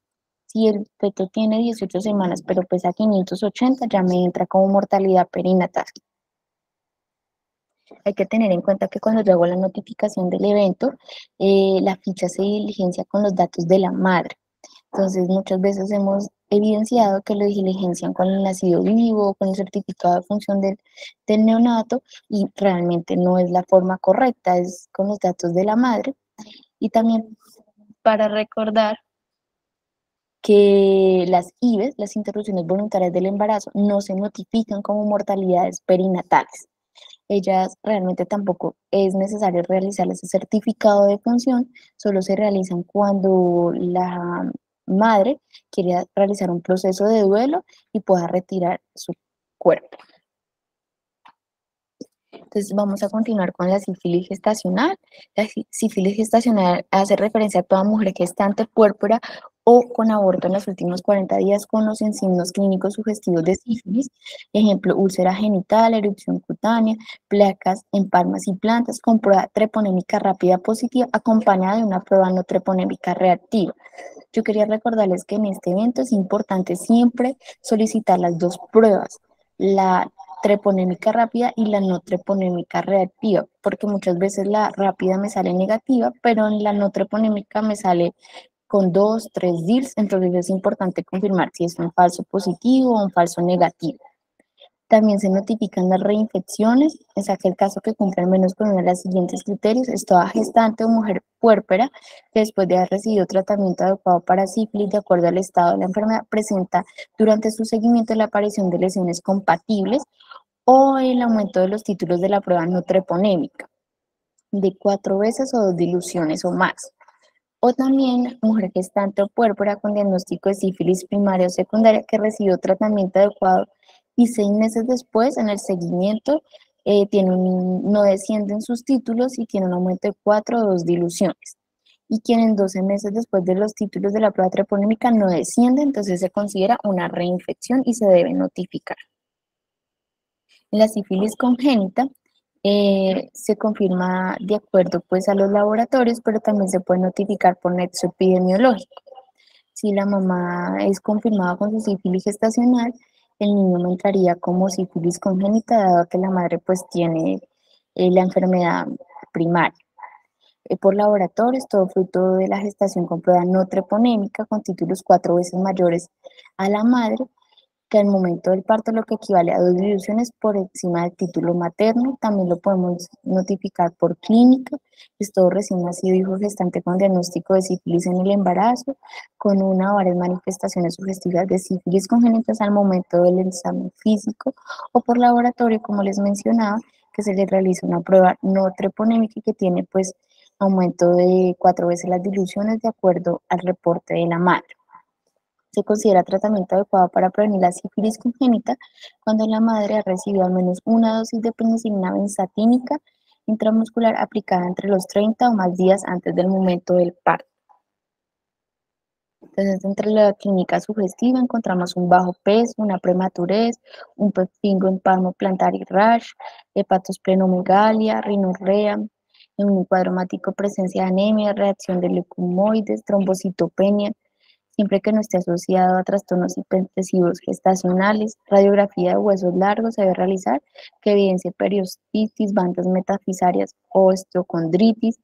Se hace líquido cefalorraquídeo con BRL reactivo en cualquier dilución, aumento de las proteínas. Se le realiza también un perfil hepático donde evidencia un aumento de las transaminasas o un aumento de la bilirrubina directa conjugada. Y se le realiza un uroanálisis con proteinuria y hematuria. Todos estos son indicativos de que un neonato podría estar presentando una sífilis congénita. Vamos a seguir con eventos de vigilancia nutricional e infancia. En los lineamientos del 2023 se acordó que la información de bajo peso al nacer se va a hacer a través de la recolección de los certificados nacidos vivos. Entonces, para este año se decide retirar el evento de bajo peso al nacer del sistema de vigilancia epidemiológico. Por tal razón, ya no es necesario seguir realizando las fichas de bajo peso al nacer, dado que la vigilancia se hará a través de los nacidos vivos que se realizan diariamente. Seguimos con desnutrición aguda, moderada y severa en menores de 5 años. Se caracteriza por el deterioro de la composición corporal y alteración sistémica de las funciones orgánicas y psicosociales. Debemos tener en cuenta que cuando tenemos un caso de nutrición en menores de 5 años, debemos hacer el manejo integrado de la desnutrición de acuerdo a la resolución 2350 del 2020. Este evento me entra confirmado por clínica y hace referencia a que cuando el puntaje del score del indicador de peso, talla o longitud está por debajo de 2 desviaciones estándar o presente los fenotipos de la desnutrición aguda severa, se debe notificar con la ficha 113 y se debe hacer un realizado diligenciamiento. Entonces, de las definiciones antropométricas encontramos desnutrición aguda severa, que es el indicador de peso para la talla entre -2 y -3 de desviaciones estándar, o desnutrición aguda severa, que es el indicador de peso para la talla por debajo de -3 desviaciones de estándar. Tenemos las definiciones clínicas de la desnutrición, tenemos el wash score, disminución de los niveles de albúmina por debajo de 2.5 gramos sobre decilitro, pérdida de la presión oncótica y edema bilateral progresivamente ascendente. Tenemos marasmo, que es delgadez extrema dado por el agotamiento de las reservas muscular y grasa y pérdida de tejido subcutáneo, pues seca, opaca y quebradiza. Y tenemos la combinación de las dos, que las características de los dos tipos de desnutrición se presenta cuando se acentúa de la pérdida de albúmina y presión oncótica en un niño que cursa con emancipación extrema y desarrollo de edema bilateral. Entonces, entre las recomendaciones, cuando tenemos un casito con un niño con prematurez, se debe hacer la valoración nutricional acorde a lo establecido en la resolución 2465 del 2016 al cumplir las 40 semanas de edad corregida. También debemos tener en cuenta que si nos llega un niño con un diagnóstico antecedente de bajo peso al nacer, se debe notificar únicamente cuando al verificar todo el histórico del crecimiento a la fecha se evidencie un aplanamiento o un descenso de su curva de crecimiento. No se deben notificar casos de desnutrición en pacientes que presentan alguna patología de base que pueda alterar su estado nutricional o sus medidas antropométricas. En las recomendaciones para el diligenciamiento de la ficha, se debe diligenciar el día de la toma de los datos antropométricos, se debe hacer una buena medida, el peso al nacer, la talla al nacer, la edad gestacional, el peso actual que tienen, la talla actual que tiene de forma correcta. También se debe hacer el perímetro braquial para menores de 5 años solo a partir de los 6 meses y se debe realizar de forma obligatoria con cinta métrica. Esto es un indicador importante para riesgo de mortalidad por desnutrición. También hay, en este evento, cuando lo notificamos, también debemos hacer notificación por negligencia. Entonces también se debe hacer el diligenciamiento de la ficha 875. Se considera que la reincidencia en desnutrición, si el paciente vuelve a estar desnutrido después de 3 meses de haberse notificado, se debe hacer la notificación. La desnutrición moderada y severa en menores de 5 años es de notificación inmediata y como les mencioné anteriormente, si el perímetro braquial es menor a 11.5 es un predictor de riesgo de muerte por desnutrición. Continuamos con defectos congénitos. Los tipos de defectos congénitos que manejamos son estructurales y funcionales. Los estructurales puede estar para alteraciones morfológicas que pueden ser defectos mayores como por ejemplo las cardiopatías o defectos menores como los apéndices auriculares. Los defectos mayores son daños significativos en la salud que requieren un tratamiento médico, quirúrgico, y los menores no implican ningún problema en la salud importante y son poco frecuentes en la población. Los funcionales son los que involucran procesos biológicos y en ellos encontramos el hipotiroidismo, la sordera y la ceguera. Los defectos congénitos pueden entrar como probables o como confirmados. Todo caso probable es de todo producto de gestación vivo o muerto en la edad prenatal hasta los 12 meses de edad, con diagnóstico probable de un defecto congénito cuando no es posible hacer confirmación diagnóstica definitiva. Y un caso confirmado es todo producto de la gestación vivo o muerto en la etapa prenatal hasta los 12 meses de edad con diagnóstico confirmado por clínico o laboratorio. No todos los defectos se notifican, hay unos que se excluyen, por ejemplo, cuando son malformaciones menores. Si solo tienen una malformación menor no se notifica, pero si ellos tienen 2 o 3 formaciones menores ya me cumpliría para una anomalía mayor y así debo notificar. Adicionalmente, cuando tenemos casitos de prematurez, debemos esperar que el niño tenga pues una edad corregida para confirmar si realmente es un defecto congénito o es a raíz de su prematurez que no ha tenido pues su desarrollo completo. Entonces tenemos definiciones operativas de caso para hipotiroidismo congénito. Ingresa como caso probable. Es importante que nosotros apenas identifiquemos en los reportes del TSH neonatal que tiene una elevación del TSH, reportarlo para nosotros hacerle un seguimiento. Entonces, de recién nacido vivo con prueba de TSH para tamizaje neonatal en cordón, con un umbral mayor a partir de los 15 mililitros de unidades por litro, o en recién nacido vivo con prueba de TSH para tamizaje neonatal en talón a partir del punto de corte que es mayor de 10 mililitros por unidades internacionales. También existen condiciones especiales para notificar este evento. Este defecto es recién nacido con prematurez o bajo peso y producto de un embarazo múltiple debe retamizarse a los 15 días. O recién nacido con síndrome de Down debe retamizarse a los 30 días. Después de haber tomado el TSH neonatal, se hace la prueba confirmatoria, que sería la semana, se haría un TSH normal y una T4 libre. Y confirmaríamos el hipotiroidismo congénito si tenemos un TSH aumentado por el valor definido como normal y una T4 libre inferior a lo definido entre los rangos de la normalidad. En el niño menor de 1 año que obtenga las pruebas bioquímicas en suelos niveles altos para la edad de TSH y valor de T4 libre también ingresaría como confirmado. Tenemos también el evento de efecto visual congénito. Se confirma cuando se le realizan las pruebas por oftalmología de alteración visual y confirman que pues, realmente es una ceguera congénita. Él también ingresa como probable cuando tenemos pues se le hacen las pruebas de reflejo rojo, inspección externa, examen pupilar. A través de los hallazgos clínicos se evidencia que como que el niño no tiene una adecuada visión, entonces no se ingresa como probables hasta hacer la prueba oftalmológica de la alteración visual. También tenemos el déficit auditivo cognitivo, ingresa como probable, entonces a todo recién nacido se le debe hacer las emisiones otoacústicas.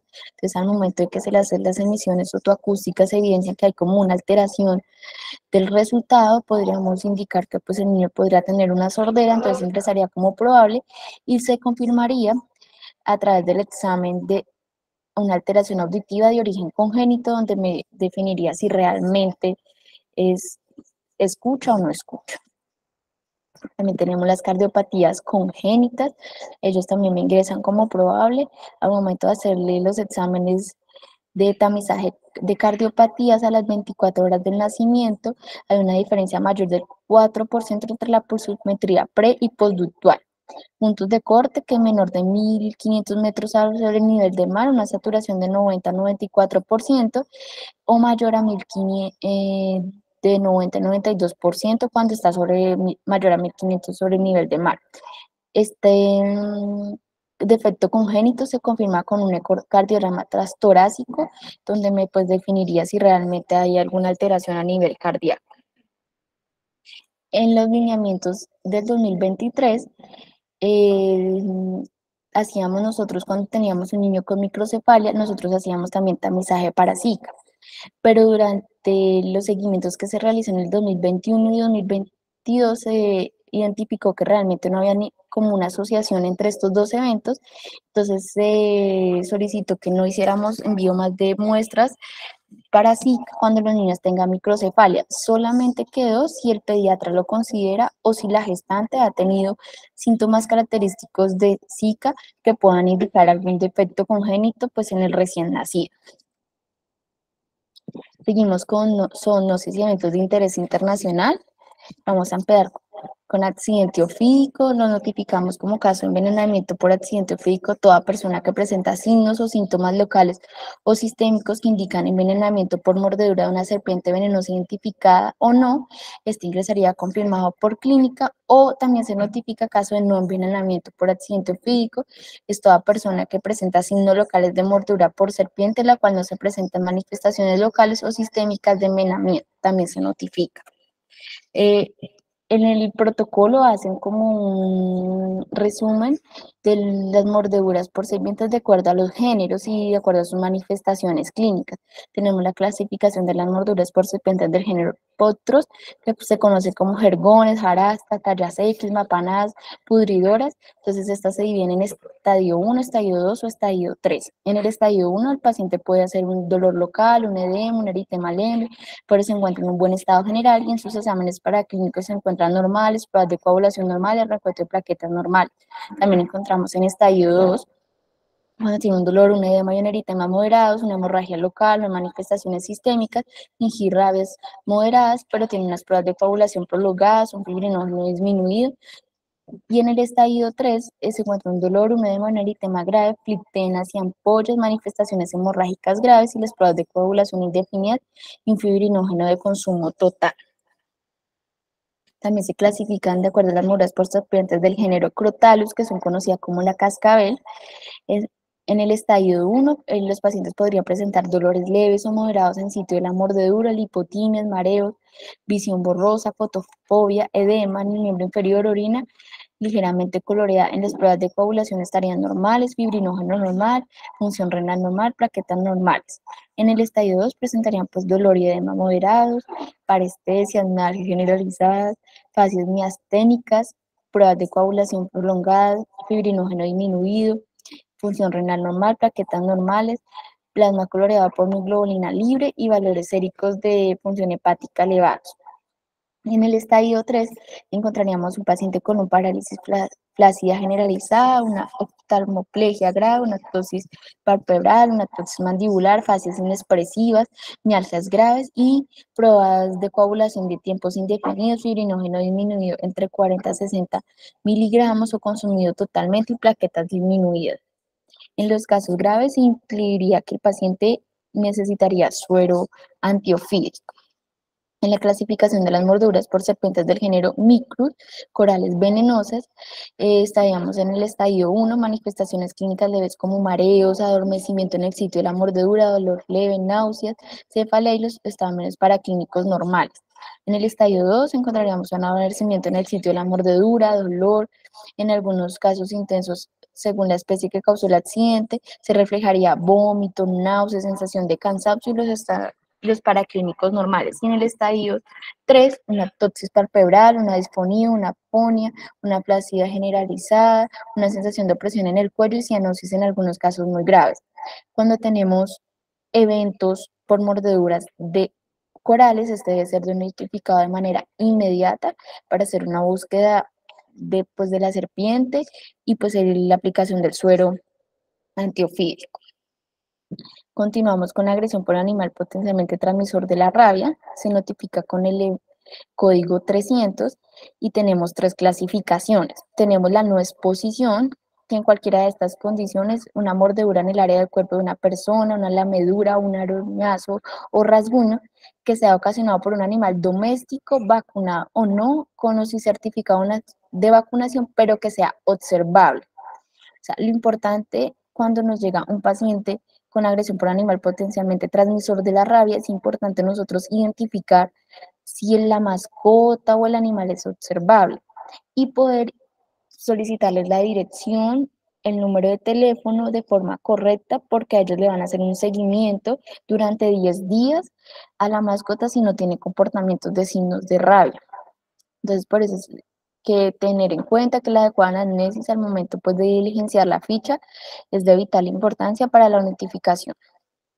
Adicionalmente, pues que el perro pues, no tenga signos compatibles con rabia o que sea ocasionados por mascotas y que se encuentre vivo. Otro de una no exposición, otra condición, es que hayan tenido contacto de piel intacta con saliva o tejido procedente de un animal potencialmente transmisor de rabia o la lesión causada por pequeños roedores, como la rata común, se notifica como una no exposición. Una exposición rábica leve me indica que es una lesión única, superficial, en tronco, miembros superiores o inferiores, causada por una mordedura, una lamedura o una piel lesionada por un animal doméstico no observable. La condición en la exposición leve es que sea la lesión única y superficial. Si ya es múltiple y superficial, ya me entraría como exposición rábica grave. En la exposición rábica grave es una mordedura en cualquier área del cuerpo, cubierta o descubierta, una lamedura en la piel lesionada, un rasguño, un arañazo en el cuerpo de una persona ocasionada por un animal que está en las siguientes condiciones: un caso probable confirmado de rabia o un animal silvestre. En este animal silvestre encontramos roedores como el chigüiro, el murciélago, el cerdo, el caballo. Todo eso me indica que es una exposición grave o con signos compatibles con rabia al momento de la agresión.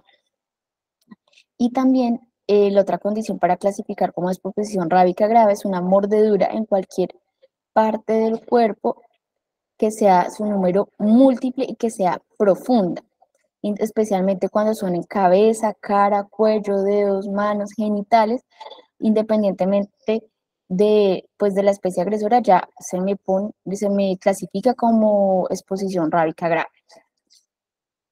En esta diapositiva es un cuadro resumen, realmente pues es muy importante pues tenerlo en cuenta. Allí me explica realmente qué es lo que debo hacer, cómo clasificarlo, es lo que dije anteriormente. En no exposición, el animal agresor es un perro gato, debe ser observable, puede ser en cualquier área del cuerpo, pero que sea observable, entonces me clasifica como no exposición. No requiere tratamiento, solo requiere lavado y atención de la herida. Se realiza seguimiento a la mascota por 10 días, por eso es importante pedir los datos de la mascota, que le muestre el carnet de vacunación, la dirección, el número de teléfono.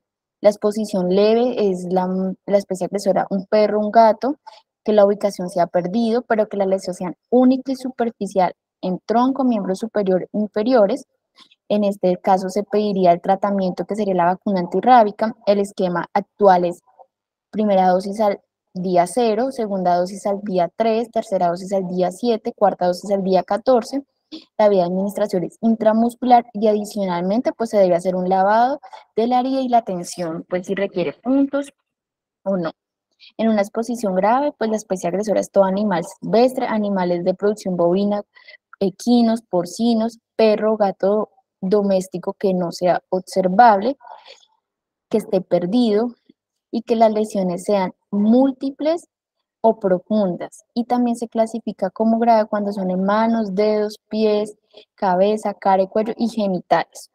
Entonces, en este caso, el paciente requeriría tratamiento de vacuna y suero, el esquema que les dije anteriormente, y el suero homólogo. La dosis es de 20 unidades internacionales por kilogramo. En Colombia actualmente solo se maneja el suero homólogo. Entonces, la presentación del frasco es de un cc sobre 150 unidades internacionales. Se debe hacer la administración 2/3 perilesional y el restante intramuscular. Hay que tener en cuenta que el suero solo se aplica una vez en la vida y también se debe hacer atención de la herida y pues el manejo que requiere. Entonces aquí tenemos un ejemplo de cómo sería la formulación, cómo sería pues la solicitud de tratamiento. Entonces es suero homólogo, como les dije, la dosis es de 20 unidades internacionales sobre kilogramo, la concentración es de 150 unidades internacionales sobre mililitro, el frasco viene de 2 mililitros, se aplica una vez en la vida, se infiltra la mayor parte perilesional, el restante intramuscular, no necesita realizarse pruebas de sensibilidad, debe aplicarse lo más pronto posible, lo ideal antes de la tercera dosis de la vacuna.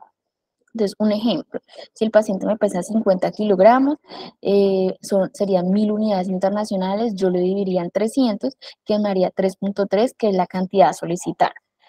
Que cuando me hace 3.3, realmente pues necesitamos solicitar 4 frascos porque pues necesito completarle la dosis como es. Hay que tener en cuenta que la ficha a diligenciar es la ficha 300, que es agresiones por animales potencialmente transmisores de la rabia. En este evento también se hace seguimiento a la rabia humana, que se notifica con otro código y con otra ficha totalmente diferente. La rabia humana se notifica con el código 670, ese también puede ingresar como caso probable, toda persona expuesta al virus de la rabia, una lesión por un animal con contacto con potencial transmisor de la rabia, contacto con material biológico infectado con el virus rábico, trasplante reciente de órgano procedente de un individuo infectado, inhalación ambiente infectada por el virus, o que presente un cuadro neurológico agudo caracterizado por signos y síntomas de sensación de angustia, ansiedad, hiperactividad, fiebre, cefalea, irritabilidad, miedo, periodos de hiperexcitabilidad, alternos con periodos de tranquilidad y lucidez, hidrofobia, parece. Todo eso me indicaría que podríamos estar en un cuadro de rabia humana. Un caso confirmado es cuando se confirma por inmunofluorescencia positiva rabia, prueba biológica positiva rabia, estudio histopatológico con reporte de cefalitis aguda y cuerpos de negro. En este evento se notifica con la rabia en la ficha 670 que dice rabia humana. Hay que tener en cuenta que nosotros a veces tenemos una confusión de los eventos y cuando nos llega un animal potencialmente transmisor de la rabia, no significa que debamos llenar la ficha rabia humana, sino la ficha 300 para tener en cuenta. Seguimos con el evento de viruela símica.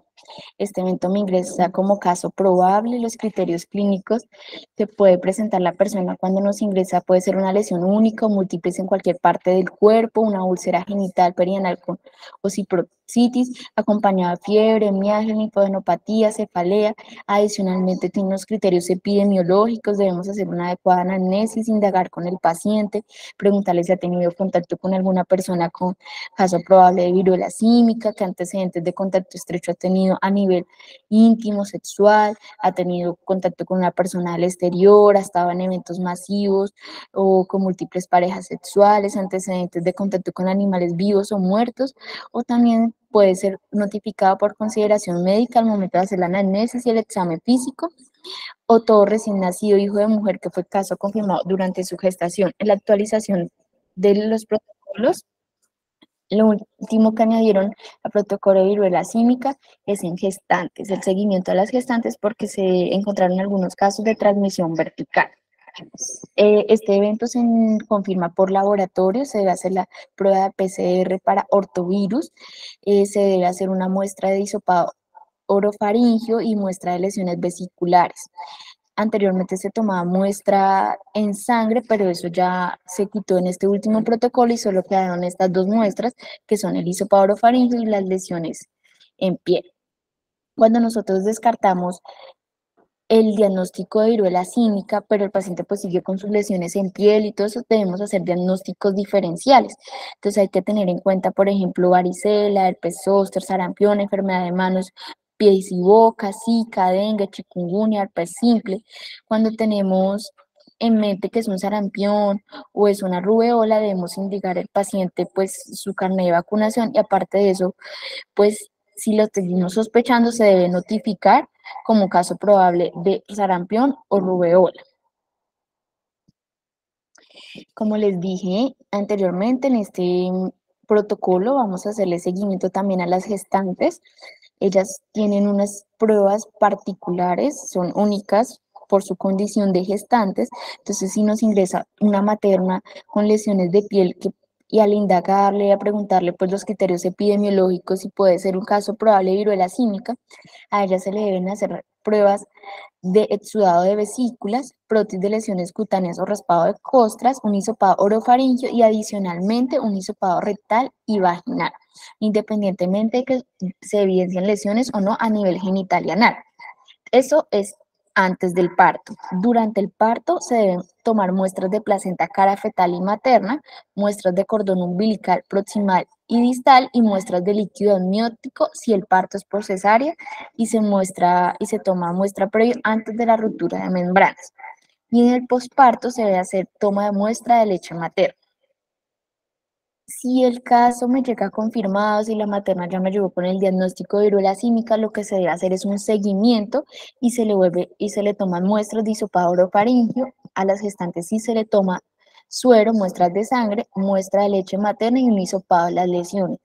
La viruela símica es de reporte inmediato, también es de vital importancia que si nos llega una gestante con este diagnóstico probable, nos deben informar pues al área de epidemiología pues, para hacerle seguimiento y pues coordinar lo de la toma de las muestras para enviar al Instituto Nacional de Salud. Entonces, cuando nace ese bebé con madre sospechosa o confirmada de viruela símica, se le debe hacer muestra de sangre periférica al neonato, muestra de orina, hisopado orofaringio, hisopado rectal, y si existen lesiones cutáneas en mucosas, se debe realizar hisopado al exudado o las lesiones en el bebé. Se debe hacer un seguimiento clínico del recién nacido para detectar lesiones cutáneas o mucosas, fiebre o linfadenopatía durante 21 días. Y si se llega a presentar lesiones durante ese tiempo, se va a hacer la recolección de las muestras que mencioné anteriormente. Ya para culminar, pues ya eventos sin establecer, se notifica con la ficha 900. Es un evento donde notificamos 5 diagnósticos que han sido los más notificados. Encontramos síndrome de mano, pie y boca, conjuntivitis, accidente escorpiónico, picadura por animal ponzoñoso, brucelosis y hepatitis aguda de origen desconocido. Las hepatitis de aguda de origen desconocido, en la definición de caso, yo le hago seguimiento a los menores en 15 años, que son los que me podrían cumplir la definición de caso para la notificación. En la actualización del 2023 hay que tener en cuenta que anteriormente solo hacíamos la cara A del evento, actualmente ya tenemos cara B donde tenemos los datos complementarios y se encuentran los diagnósticos de los principales eventos que notificamos. Adicionalmente, también pues en este evento sin establecer notificamos todas las enfermedades emergentes que todavía no han sido pues con protocolos actualizados, sino que pues son nuevas y nos piden notificarlas. Para recordar, es importante el adecuado diligenciamiento de las fichas de notificación. Como les mencionaba, es importante indagar los datos de los pacientes de forma correcta, preguntar su número de teléfono, su lugar de procedencia, si realmente son de Ibagué o son de otro departamento, la dirección de donde viven. Eso es importante para nosotros y para el ente municipal porque ellos hacen un seguimiento a todos los casos y hacen georreferenciación. Entonces es muy importante que lo tengan en cuenta. Como mencionamos inicialmente, tenemos un apartado de necrosis y viscerectomías en eventos de interés en salud pública. Hay que tener en cuenta que todas las mortalidades relacionadas con eventos en interés en salud pública, cada evento es diferente, tiene su particularidad, entonces es importante que se comuniquen con nosotros para nosotros hacer un adecuado acompañamiento y pues darles las indicaciones correctas. También deben pues hacer un acompañamiento con trabajo social y psicología a la familia para explicarles la importancia de la necropsia clínica, por qué se debe hacer y pues, por ser evento de interés de salud pública, pues se toca hacer. Compartimos los CUP de la necropsia clínica, que es el 898301, y para los eventos de Las gestantes de maternidad segura pues deben tener en cuenta que todas las patologías de placenta deben ser enviadas, la placenta y el cordón deben de ser enviadas a patología, entonces el CUTS es 898303. Cuando se presente una mortalidad por evento en interés de salud pública, el servicio que tiene el paciente a cargo debe ser el encargado de hacer el paquete para bajar a la morgue, que incluye epicrisis, orden médica, donde se evidencie la solicitud de la patología, el consentimiento informado por el médico y el familiar y la copia del certificado de defunción. El traslado entre sedes, pues cuando hay esas mortalidades, nosotros pedimos o hablamos directamente trabajo social con las funerarias para que nos trasladen el cuerpo de la Francia al Limonar para hacer la necropsia. Como mencioné inicialmente, cada evento es diferente y en mortalidades perinatales y neonatales es el único evento en donde yo puedo desistir de la necropsia clínica. Si la familia del neonato, del feto, no quieren hacer estudios complementarios, realmente no se podría llevar el bebé a necropsia, entonces este es el único evento que yo no lo llevaría a necropsia porque pues no tengo el permiso de la familia ni de la madre. Entonces, muchas gracias. No sé si tengan alguna pregunta de toda la socialización que realizamos el día de hoy. Buenas tardes. Abrimos entonces el espacio para que ustedes puedan tener sus preguntas, dudas e inquietudes. Recordar también que pues quería hacer un énfasis en lo que acaba de comentar Jessica en cuanto a las necropsias. Las necropsias clínicas que son de interés en salud pública son obligatorias. Y lamentablemente, pues ahí, aunque se pide el consentimiento informado, si la familia definitivamente decide que no, el consentimiento lo debe firmar alguien de la salud porque son de obligatorio cumplimiento. ¿Qué es lo que nosotros intentamos? Intentamos mediar, entendemos que es un momento difícil en duelo, recordar que siempre hay un equipo de apoyo, psicología, y es muy importante que el médico dé la información de manera adecuada. Adicionalmente a eso, todo lo que sea causa externa, independientemente de que también se comparta, causa externa no como evento de vigilancia en salud pública, sino causa externa como motivo del fallecimiento, independientemente que se tenga un evento de interés en salud pública, estas ya no pasan a ser necropsias clínicas, sino médico-legales, y en ese caso, Fiscalía debe traerlo. Un ejemplo muy claro, por ejemplo, pues es un intento de suicidio o un paciente que durante el mecanismo de lesión, puede ser un accidente de tránsito, otro tipo de lesión, está combinado con otro evento de interés en salud pública, por ejemplo, tuberculosis. En ese caso, el médico debe ordenar, es la necropsia médico-legal, y nosotros desde epidemiología somos los que hacemos el contacto para el tipo de muestras que se necesitan. No sé si hayan algunas preguntas, dudas e inquietudes. En el chat ustedes van a encontrar el post-test. La idea es que por favor diligencien tanto el formulario de asistencia como post-test para poder enviarles el certificado de capacitación del día de hoy.